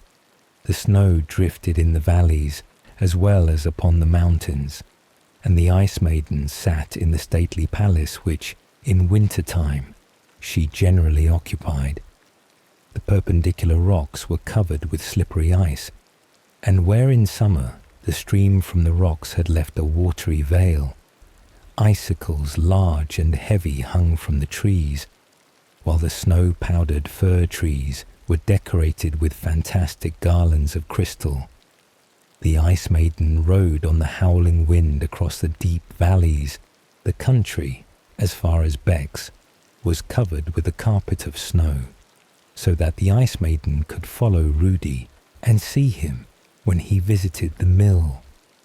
And while in the room at the miller's house, where he was accustomed to spend so much of his time with Babette, the wedding was to take place in the following summer, and they heard enough of it, for so many of their friends spoke of the matter. Then came sunshine to the mill. The beautiful alpine roses bloomed, and joyous, laughing Babette was like the early spring, which makes all the birds sing of summertime and bridal days. "How those two do sit and chatter together," said the parlour cat. "I have had enough of their mewing." 9. The Ice Maiden. The walnut and chestnut trees, which extend from the bridge of St. Maurice by the river Rhône to the shores of the Lake of Geneva, were already covered with the delicate green garlands of early spring, just bursting into bloom, while the Rhône rushed wildly from its source among the green glaciers, which form the ice palace of the Ice Maiden. She sometimes allows herself to be carried by the keen wind to the lofty snowfields, where she stretches herself in the sunshine on the soft snowy cushions. From thence she throws her far-seeing glance into the deep valley beneath, where human beings are busily moving about like ants on a stone in the sun. "Spirits of strength, as the children of the sun call you," cried the Ice Maiden, "ye are but worms. Let but a snowball roll, and you and your houses and your towns are crushed and swept away." And she raised her proud head and looked around her with eyes that flashed death from their glance. From the valley came a rumbling sound. Men were busily at work blasting the rocks to form tunnels and laying down roads for the railway. "They are playing at work underground like moles," said she. "They are digging passages beneath the earth, and the noise is like the reports of cannons. I shall throw down my palaces, for the clamour is louder than the roar of thunder." Then there ascended from the valley a thick vapour, which waved itself in the air like a fluttering veil. It rose as a plume of feathers from a steam engine, to which, on the lately opened railway, a string of carriages was linked, carriage to carriage, looking like a winding serpent. The train shot past with the speed of an arrow. "They play at being masters down there, those spirits of strength," exclaimed the Ice Maiden, "but the powers of nature are still the rulers." And she laughed and sang till her voice sounded through the valley, and people said it was the rolling of an avalanche. But the children of the sun sang in louder strains in praise of the mind of man, which can span the sea as with a yoke, can level mountains and fill up valleys. It is the power of thought which gives man the mastery over nature. Just at this moment there came across the snowfield, where the Ice Maiden sat, a party of travellers. They had bound themselves fast to each other, so that they looked like one large body on the slippery plains of ice encircling the deep abyss. "Worms!" exclaimed the Ice Maiden. "You, the lords of the powers of nature." And she turned away and looked maliciously at the deep valley where the railway train was rushing by. "There they sit, these thoughts," she exclaimed. "There they sit in their power over nature's strength. I see them all. One sits proudly apart like a king. Others sit together in a group.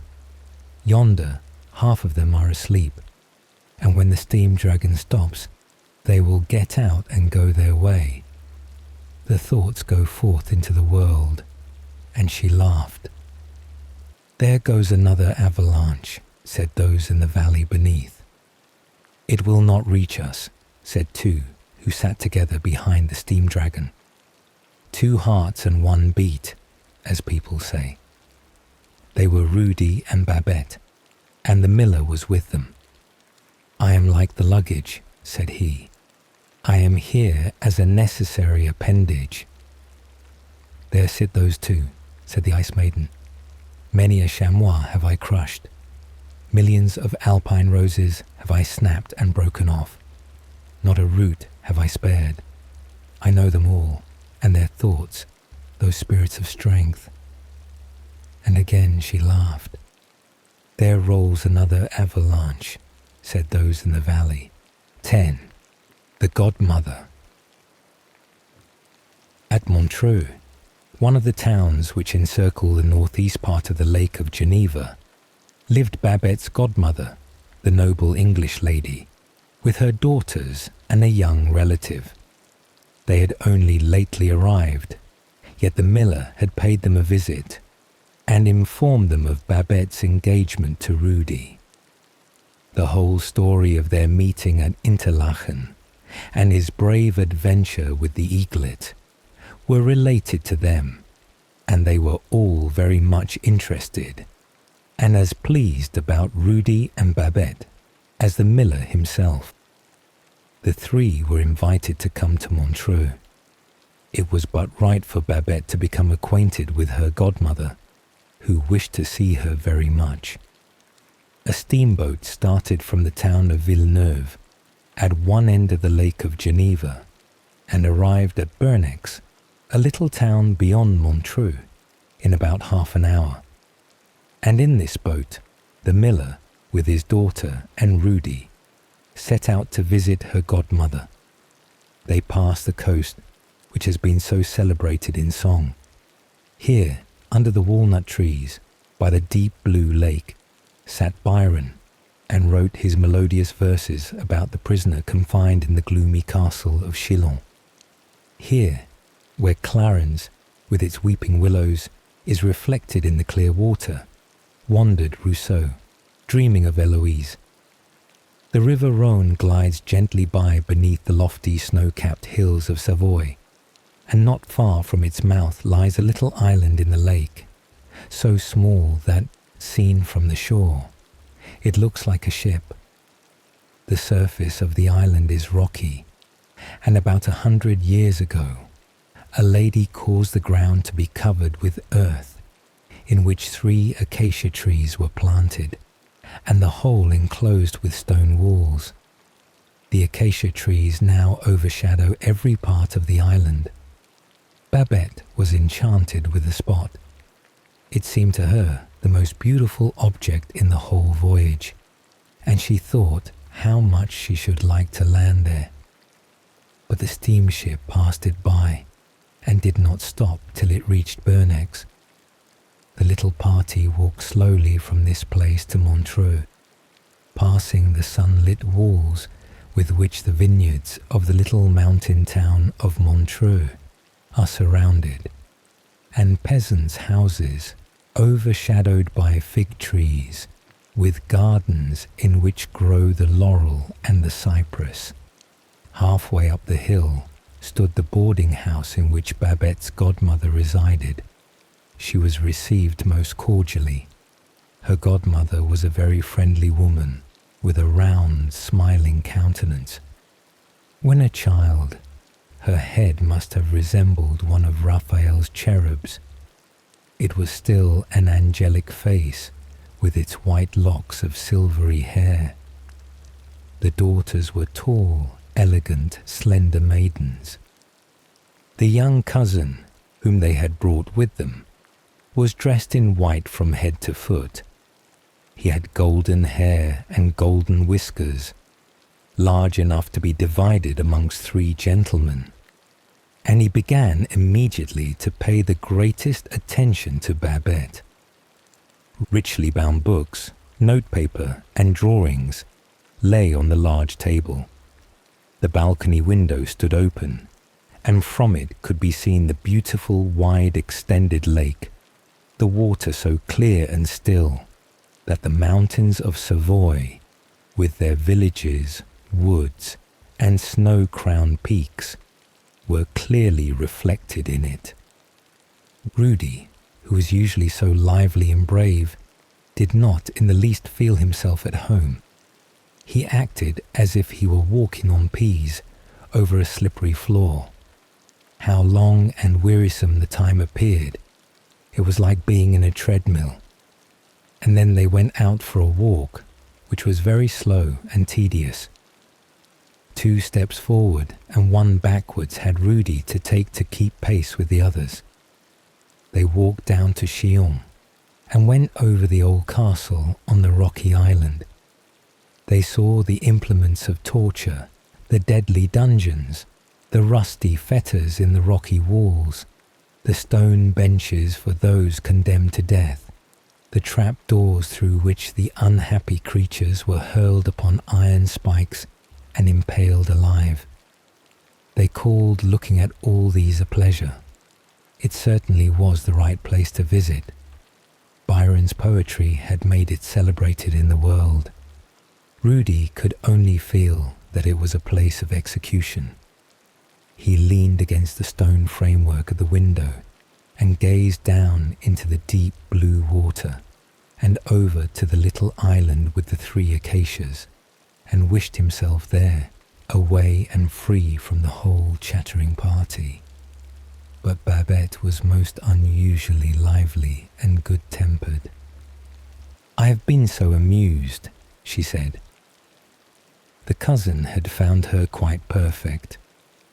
"He is a perfect fop," said Rudy. And this was the first time Rudy had said anything that did not please Babette. The Englishman had made her a present of a little book in remembrance of their visit to Chillon. It was Byron's poem, The Prisoner of Chillon, translated into French so that Babette could read it. "The book may be very good," said Rudy, "but that finely combed fellow who gave it to you is not worth much. He looks something like a flour sack without any flour," said the miller, laughing at his own wit. Rudy laughed too, for so had he appeared to him. 11. The cousin.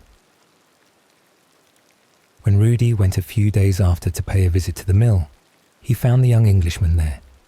Babette was just thinking of preparing some trout to set before him. She understood well how to garnish the dish with parsley and make it look quite tempting. Rudy thought all this quite unnecessary. What did the Englishman want there? What was he about? Why should he be entertained and waited upon by Babette? Rudy was jealous, and that made Babette happy.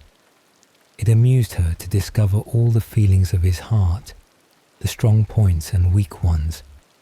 Love was to her as yet only a pastime, and she played with Rudy's whole heart. At the same time, it must be acknowledged that her fortune, her whole life, her inmost thoughts, her best and most noble feelings in this world were all for him. Still, the more gloomy he looked, the more her eyes laughed. She could almost have kissed the fair Englishman with the golden whiskers, if by so doing she could have put Rudy in a rage and made him run out of the house. That would have proved how much he loved her. All this was not right in Babette, but she was only 19 years of age, and she did not reflect on what she did. Neither did she think that her conduct would appear to the young Englishman as light, and not even becoming the modest and much-loved daughter of the miller. The mill at Bex stood in the highway, which passed under the snow-clad mountains, and not far from a rapid mountain stream, whose waters seemed to have been lashed into a foam like soapsuds. This stream, however, did not pass near enough to the mill, and therefore the mill wheel was turned by a smaller stream which tumbled down the rocks on the opposite side, where it was opposed by a stone mill dam, and obtained greater strength and speed, till it fell into a large basin, and from thence through a channel to the mill wheel. This channel sometimes overflowed, and made the path so slippery that any one passing that way might easily fall in, and be carried towards the mill wheel with frightful rapidity. Such a catastrophe nearly happened to the young Englishman. He had dressed himself in white clothes like a miller's man, and was climbing the path to the miller's house, but he had never been taught to climb, and therefore slipped, and nearly went in head foremost. He managed, however, to scramble out with wet sleeves and bespattered trousers. Still, wet and splashed with mud, he contrived to reach Babette's window, to which he had been guided by the light that shone from it. Here he climbed the old linden tree that stood near it, and began to imitate the voice of an owl, the only bird he could venture to mimic. Babette heard the noise and glanced through the thin window curtain, but when she saw the man in white and guessed who he was, her little heart beat with terror as well as anger. She quickly put out the light, felt if the fastening of the window was secure, and then left him to howl as long as he liked. How dreadful it would be, thought Babette, if Rudy were here in the house. But Rudy was not in the house. No, it was much worse. He was outside, standing just under the linden tree. He was speaking loud, angry words. He could fight, and there might be murder. Babette opened the window in alarm and called Rudy's name. She told him to go away. She did not wish him to remain there. "You do not wish me to stay," cried he. "Then this is an appointment you expected, this good friend whom you prefer to me. Shame on you, Babette." "You are detestable," exclaimed Babette, bursting into tears. "Go away. I hate you." "I have not deserved this," said Rudy, as he turned away, his cheeks burning and his heart like fire. Babette threw herself on the bed and wept bitterly. "So much as I loved thee, Rudy, and yet thou canst think ill of me." Thus her anger broke forth. It relieved her, however. Otherwise, she would have been more deeply grieved. But now she could sleep soundly, as youth only can sleep. 12. Evil powers. Rudy left Beck's and took his way home along the mountain path. The air was fresh but cold, for here, amidst the deep snow, the Ice Maiden reigned.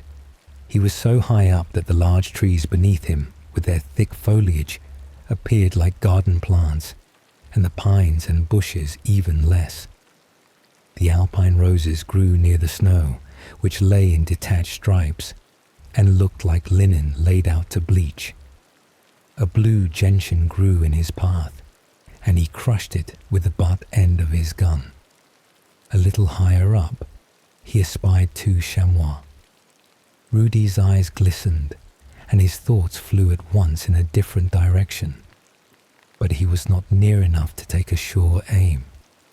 He ascended still higher, to a spot where a few rough blades of grass grew between the blocks of stone, and the chamois passed quietly on over the snowfields.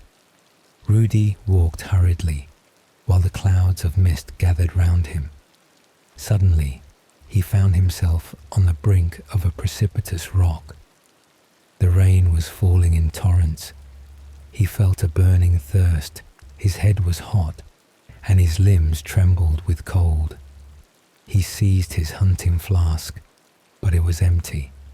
He had not thought of filling it before ascending the mountain. He had never been ill in his life, nor ever experienced such sensations as those he now felt. He was so tired that he could scarcely resist lying down at his full length to sleep, although the ground was flooded with the rain. Yet when he tried to rouse himself a little, every object around him danced and trembled before his eyes.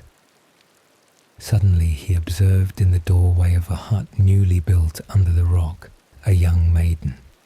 He did not remember having seen this hut before, yet there it stood, and he thought, at first, that the young maiden was Annette, the schoolmaster's daughter, whom he had once kissed in the dance.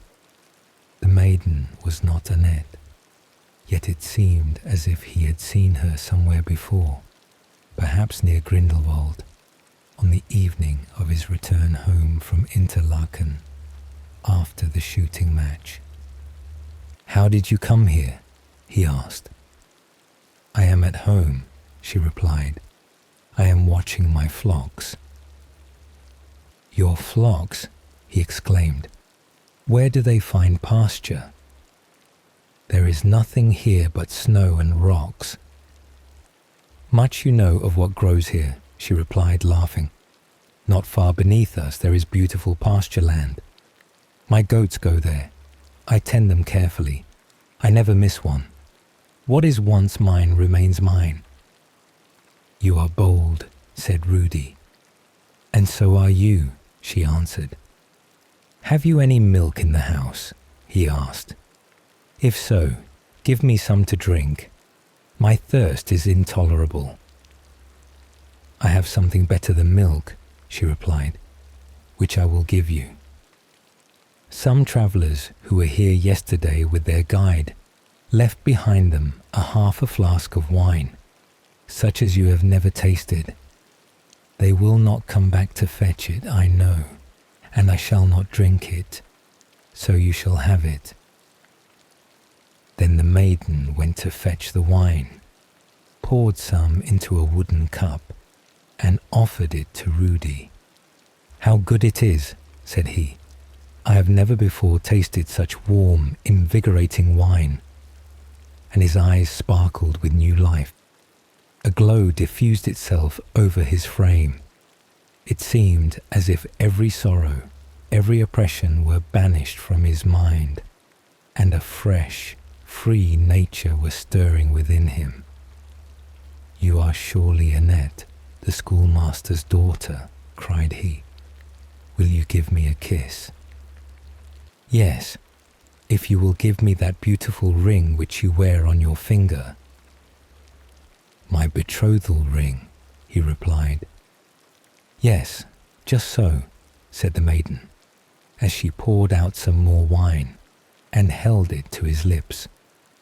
Again he drank, and a living joy streamed through every vein. "The whole world is mine. Why therefore should I grieve?" thought he. "Everything is created for our enjoyment and happiness. The stream of life is a stream of happiness. Let us flow on with it to joy and felicity." Rudy gazed on the young maiden. It was Annette, and yet it was not Annette. Still less did he suppose it was the spectral phantom whom he had met near Grindelwald. The maiden, up here on the mountain, was fresh as the new fallen snow, blooming as an alpine rose, and as nimble-footed as a young kid. Still, she was one of Adam's race, like Rudy. He flung his arms round the beautiful being and gazed into her wonderfully clear eyes, only for a moment. But in that moment words cannot express the effect of his gaze. Was it the spirit of life or of death that overpowered him? Was he rising higher, or sinking lower and lower into the deep, deadly abyss? He knew not, but the walls of ice shone like blue-green glass. Innumerable clefts yawned around him, and the water drops tinkled like the chiming of church bells and shone clearly as pearls in the light of a pale blue flame. The Ice Maiden, for she it was, kissed him, and her kiss sent a chill as of ice through his whole frame. A cry of agony escaped from him. He struggled to get free and tottered from her. For a moment all was dark before his eyes, but when he opened them again it was light, and the Alpine Maiden had vanished. The powers of evil had played their game. The sheltering hut was no more to be seen. The water trickled down the naked sides of the rocks, and snow lay thickly all around. Rudy shivered with cold. He was wet through to the skin, and his ring was gone, the betrothal ring that Babette had given him. His gun lay near him in the snow. He took it up and tried to discharge it, but it missed fire. Heavy clouds lay on the mountain clefts, like firm masses of snow. Upon one of these, Vertigo sat, lurking after his powerless prey, and from beneath came a sound as if a piece of rock had fallen from the cleft and was crushing everything that stood in its way or opposed its course. But at the miller's, Babette sat alone and wept. Rudy had not been to see her for 6 days. He who was in the wrong, and who ought to ask her forgiveness. For did she not love him with her whole heart? 13. At the mill. "What strange creatures human beings are," said the parlour cat to the kitchen cat. "Babette and Rudy have fallen out with each other. She sits and cries, and he thinks no more about her." "That does not please me to hear," said the kitchen cat. "Nor me either," replied the parlour cat, "but I do not take it to heart. Babette may fall in love with the red whiskers if she likes, but he has not been here since he tried to get on the roof. The powers of evil carry on their game both around us and within us." Rudy knew this and thought a great deal about it. What was it that had happened to him on the mountain? Was it really a ghostly apparition or a fever dream? Rudy knew nothing of fever or any other ailment, but while he judged Babette, he began to examine his own conduct. He had allowed wild thoughts to chase each other in his heart and a fierce tornado to break loose. Could he confess to Babette indeed every thought which in the hour of temptation might have led him to wrongdoing? He had lost her ring, and that very loss had won him back to her. Could she expect him to confess? He felt as if his heart would break while he thought of it, and while so many memories lingered on his mind. He saw her again, as she once stood before him, a laughing, spirited child. Many loving words, which she had spoken to him out of the fullness of her love, came like a ray of sunshine into his heart, and soon it was all sunshine as he thought of Babette. But she must also confess she was wrong, that she should do. He went to the mill. He went to confession. It began with a kiss, and ended with Rudy being considered the offender. It was such a great fault to doubt Babette's truth. It was most abominable of him. Such mistrust, such violence, would cause them both great unhappiness. This certainly was very true, she knew that, and therefore Babette preached him a little sermon, with which she was herself much amused, and during the preaching of which she looked quite lovely. She acknowledged, however, that on one point Rudy was right. Her godmother's nephew was a fop. She intended to burn the book which he had given her, so that not the slightest thing should remain to remind her of him. "Well, that quarrel is all over," said the kitchen cat. "Rudy is come back, and they are friends again, which they say is the greatest of all pleasures." "I heard the rat say one night," said the kitchen cat, that the greatest pleasure in the world was to eat tallow candles and to feast on rancid bacon. Which are we to believe, the rats or the lovers? Neither of them, said the parlour cat. It is always the safest plan to believe nothing you hear. The greatest happiness was coming for Rudy and Babette. The happy day, as it is called, that is, their wedding day, was near at hand. They were not to be married at the church at Beck's, nor at the miller's house. Babette's godmother wished the nuptials to be solemnized at Montreux, in the pretty little church in that town. The miller was very anxious that this arrangement should be agreed to. He alone knew what the newly married couple would receive from Babette's godmother, and he knew also that it was a wedding present well worth a concession. The day was fixed, and they were to travel as far as Villeneuve the evening before, to be in time for the steamer which sailed in the morning for Montreux, and the godmother's daughters were to dress and adorn the bride. Here in this house there ought to be a wedding day kept, said the parlour cat, or else I would not give a mew for the whole affair. There is going to be great feasting, replied the kitchen cat. Ducks and pigeons have been killed, and a whole roebuck hangs on the wall. It makes me lick my lips when I think of it. Tomorrow morning they will begin the journey. Yes, tomorrow. And this evening, for the last time, Rudy and Babette sat in the miller's house as an engaged couple. Outside, the Alps glowed in the evening sunset, the evening bells chimed, and the children of the sunbeams sang. Whatever happens is best. 14 night visions.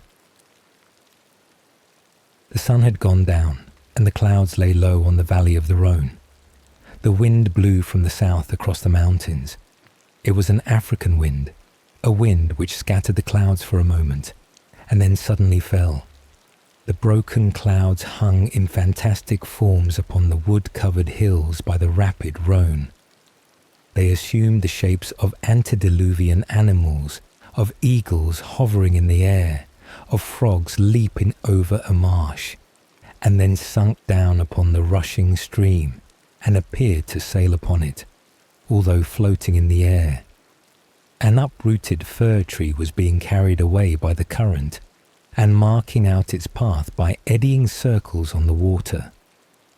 Vertigo and his sisters were dancing upon it and raising these circles on the foaming river. The moon lighted up the snow on the mountain tops, shone on the dark woods, and on the drifting clouds those fantastic forms which at night might be taken for spirits of the powers of nature. The mountain dweller saw them through the panes of his little window. They sailed in hosts before the Ice Maiden as she came out of her palace of ice. Then she seated herself on the trunk of the fir tree as on a broken skiff, and the water from the glaciers carried her down the river to the open lake. The wedding guests are coming, sounded from air and sea. These were the sights and sounds without. Within there were visions, for Babette had a wonderful dream. She dreamt that she had been married to Rudy for many years, and that one day when he was out chamois hunting, and she alone in their dwelling at home, the young Englishman with the golden whiskers sat with her. His eyes were quite eloquent, and his words possessed a magic power. He offered her his hand, and she was obliged to follow him. They went out of the house and stepped downwards, always downwards, and it seemed to Babette as if she had a weight on her heart, which continually grew heavier. She felt she was committing a sin against Rudy, a sin against God. Suddenly she found herself forsaken, her clothes torn by the thorns and her hair grey. She looked upwards in her agony, and there, on the edge of the rock, she espied Rudy. She stretched out her arms to him, but she did not venture to call him or to pray. And had she called him, it would have been useless, for it was not Rudy, only his hunting coat and hat hanging on an alpenstock, as the hunters sometimes arrange them to deceive the chamois. "Oh," she exclaimed in her agony, "oh, that I had died on the happiest day of my life, my wedding day. Oh my God, it would have been a mercy and a blessing had Rudy travelled far away from me, and I had never known him. None know what will happen in the future." And then, in ungodly despair, she cast herself down into the deep rocky gulf. The spell was broken. A cry of terror escaped her, and she awoke. The dream was over. It had vanished. But she knew she had dreamt something frightful about the young Englishman. Yet months had passed since she had seen him or even thought of him. Was he still at Montreux? And should she meet him there on her wedding day? A slight shadow passed over her pretty mouth as she thought of this, and she knit her brows. But the smile soon returned to her lip, and joy sparkled in her eyes, for this was the morning of the day on which she and Rudy were to be married, and the sun was shining brightly. Rudy was already in the parlour when she entered it, and they very soon started for Villeneuve. Both of them were overflowing with happiness, and the miller was in the best of tempers, laughing and merry. He was a good, honest soul and a kind father. "Now we are masters of the house," said the parlour cat. 15. The conclusion. It was early in the afternoon and just at dinner time when the three joyous travellers reached Villeneuve. After dinner, the miller placed himself in the armchair, smoked his pipe, and had a little nap. The bridal pair went arm in arm out through the town and along the high road, at the foot of the wood-covered rocks, and by the deep blue lake. The grey walls and the heavy, clumsy-looking towers of the gloomy castle of Chillon were reflected in the clear flood. The little island, on which grew the three acacias, lay at a short distance, looking like a bouquet rising from the lake. "How delightful it must be to live there," said Babette, who again felt the greatest wish to visit the island, and an opportunity offered to gratify her wish at once, for on the shore lay a boat, and the rope by which it was moored could be very easily loosened. They saw no one near, so they took possession of it without asking permission of anyone, and Rudy could row very well. The oars divided the pliant water like the fins of a fish, that water which, with all its yielding softness, is so strong to bear and to carry, so mild and smiling when at rest, and yet so terrible in its destroying power. A white streak of foam followed in the wake of the boat, which, in a few minutes, carried them both to the little island, where they went on shore. But there was only just room enough for two to dance. Rudy swung Babette round 2 or 3 times, and then, hand in hand, they sat down on a little bench under the drooping acacia tree and looked into each other's eyes, while everything around them glowed in the rays of the setting sun.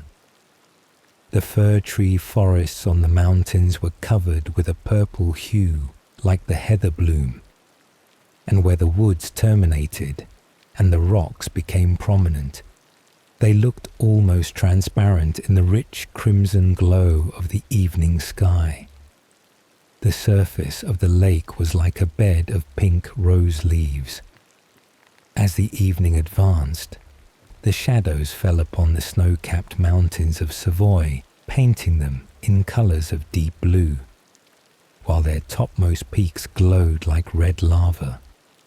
And for a moment, this light was reflected on the cultivated parts of the mountains, making them appear as if newly risen from the lap of earth, and giving to the snow-crested peak of the Dent du Midi the appearance of the full moon as it rises above the horizon.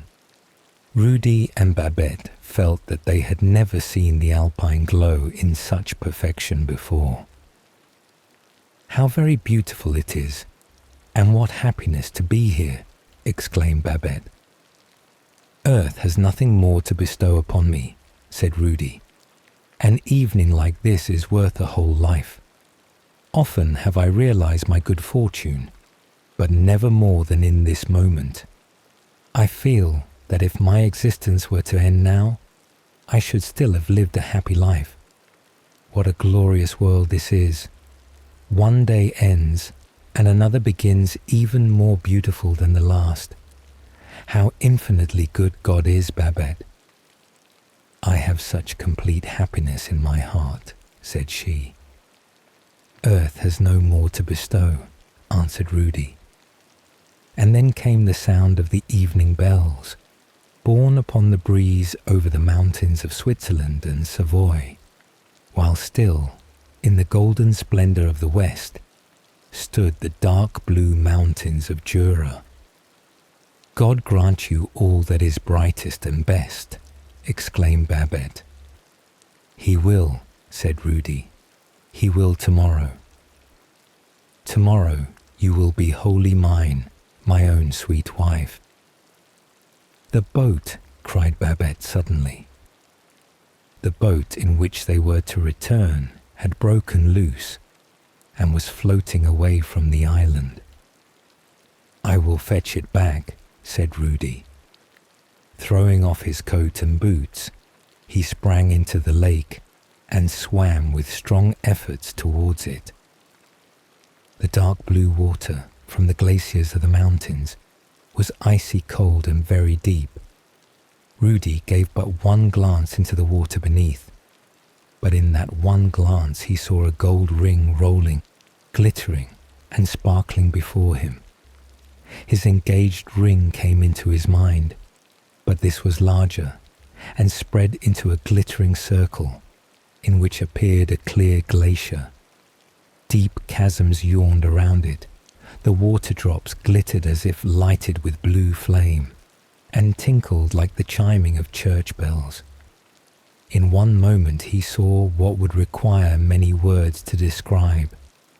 Young hunters and young maidens, men and women who had sunk in the deep chasms of the glaciers, stood before him here in lifelike forms, with eyes open and smiles on their lips, and far beneath them could be heard the chiming of the church bells of buried villages, where the villagers knelt beneath the vaulted arches of churches in which ice blocks formed the organ pipes, and the mountain streamed the music.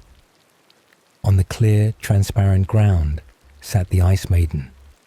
She raised herself towards Rudy and kissed his feet, and instantly a cold, deathly chill, like an electric shock, passed through his limbs. Ice or fire? It was impossible to tell. The shock was so instantaneous. "Mine, mine," sounded around him and within him. "I kissed thee when thou wert a little child.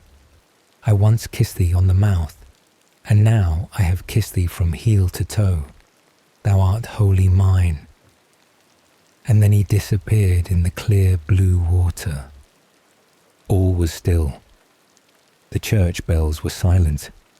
The last tone floated away with the last red glimmer on the evening clouds. "Thou art mine," sounded from the depths below. But from the heights above, from the eternal world, also sounded the words, "Thou art mine." Happy was he thus to pass from life to life, from earth to heaven. A cord was loosened, and tones of sorrow burst forth. The icy kiss of death had overcome the perishable body. It was but the prelude before life's real drama could begin, the discord which was quickly lost in harmony. Do you think this a sad story? Poor Babette. For her, it was unspeakable anguish. The boat drifted farther and farther away. No one on the opposite shore knew that the betrothed pair had gone over to the little island. The clouds sunk as the evening drew on, and it became dark. Alone, in despair, she waited and trembled. The weather became fearful. Flash after flash lighted up the mountains of Jura, Savoy, and Switzerland, while peals of thunder that lasted for many minutes rolled over her head. The lightning was so vivid that every single vine stem could be seen for a moment as distinctly as in the sunlight at noonday, and then all was veiled in darkness. It flashed across the lake in winding zigzag lines, lighting it up on all sides, while the echoes of the thunder grew louder and stronger. On land, the boats were all carefully drawn up on the beach. Every living thing sought shelter, and at length the rain poured down in torrents. "Where can Rudy and Babette be in this awful weather?" said the miller. Poor Babette sat with her hands clasped and her head bowed down, dumb with grief. She had ceased to weep and cry for help. "In the deep water," she said to herself. "Far down he lies, as if beneath a glacier." Deep in her heart rested the memory of what Rudy had told her of the death of his mother and of his own recovery, even after he had been taken up as dead from the cleft in the glacier. "Ah," she thought, "the Ice Maiden has him at last." Suddenly, there came a flash of lightning, as dazzling as the rays of the sun on the white snow. The lake rose for a moment like a shining glacier, and before Babette stood the pallid, glittering, majestic form of the Ice Maiden, and at her feet lay Rudy's corpse. "Mine," she cried, and again all was darkness around the heaving water. "How cruel," murmured Babette. "Why should he die just as the day of happiness drew near? Merciful God, enlighten my understanding, shed light upon my heart, for I cannot comprehend the arrangements of thy providence, even while I bow to the decree of thy almighty wisdom and power." And God did enlighten her heart. A sudden flash of thought, like a ray of mercy, recalled her dream of the preceding night. All was vividly represented before her. She remembered the words and wishes she had then expressed, that what was best for her and for Rudy she might piously submit to. "Woe is me," she said. "Was the germ of sin really in my heart? Was my dream a glimpse into the course of my future life, whose thread must be violently broken to rescue me from sin? O miserable creature that I am!" Thus she sat lamenting in the dark night, while through the deep stillness the last words of Rudy seemed to ring in her ears. "This earth has nothing more to bestow." Words, uttered in the fullness of joy, were again heard amid the depths of sorrow. Years have passed since this sad event happened. The shores of the peaceful lake still smile in beauty. The vines are full of luscious grapes. Steamboats with waving flags pass swiftly by. Pleasure boats, with their swelling sails, skim lightly over the watery mirror like white butterflies. The railway is open beyond Chillon and goes far into the deep valley of the Rhône. At every station, strangers alight with red-bound guidebooks in their hands, in which they read of every place worth seeing. They visit Chillon and observe on the lake the little island with the 3 acacias, and then read in their guidebook the story of the bridal pair who, in the year 1856, rode over to it. They read that the two were missing till the next morning, when some people on the shore heard the despairing cries of the bride and went to her assistance, and by her were told of the bridegroom's fate.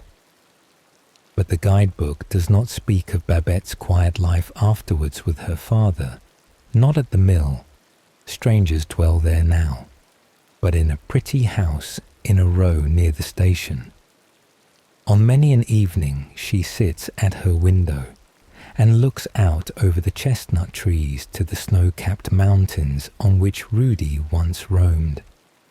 She looks at the alpine glow in the evening sky, which is caused by the children of the sun retiring to rest on the mountain tops, and again they breathe their song of the traveller whom the whirlwind could deprive of his cloak, but not of his life. There is a rosy tint on the mountain snow, and there are rosy gleams in each heart in which dwells the thought, God permits nothing to happen which is not the best for us. But this is not often revealed to all, as it was revealed to Babette in her wonderful dream. And so, our tale comes to a close. With this story's final words, you have completed this sleepy quest. May your dreams be filled with magic until the next adventure begins. Rest well, traveller.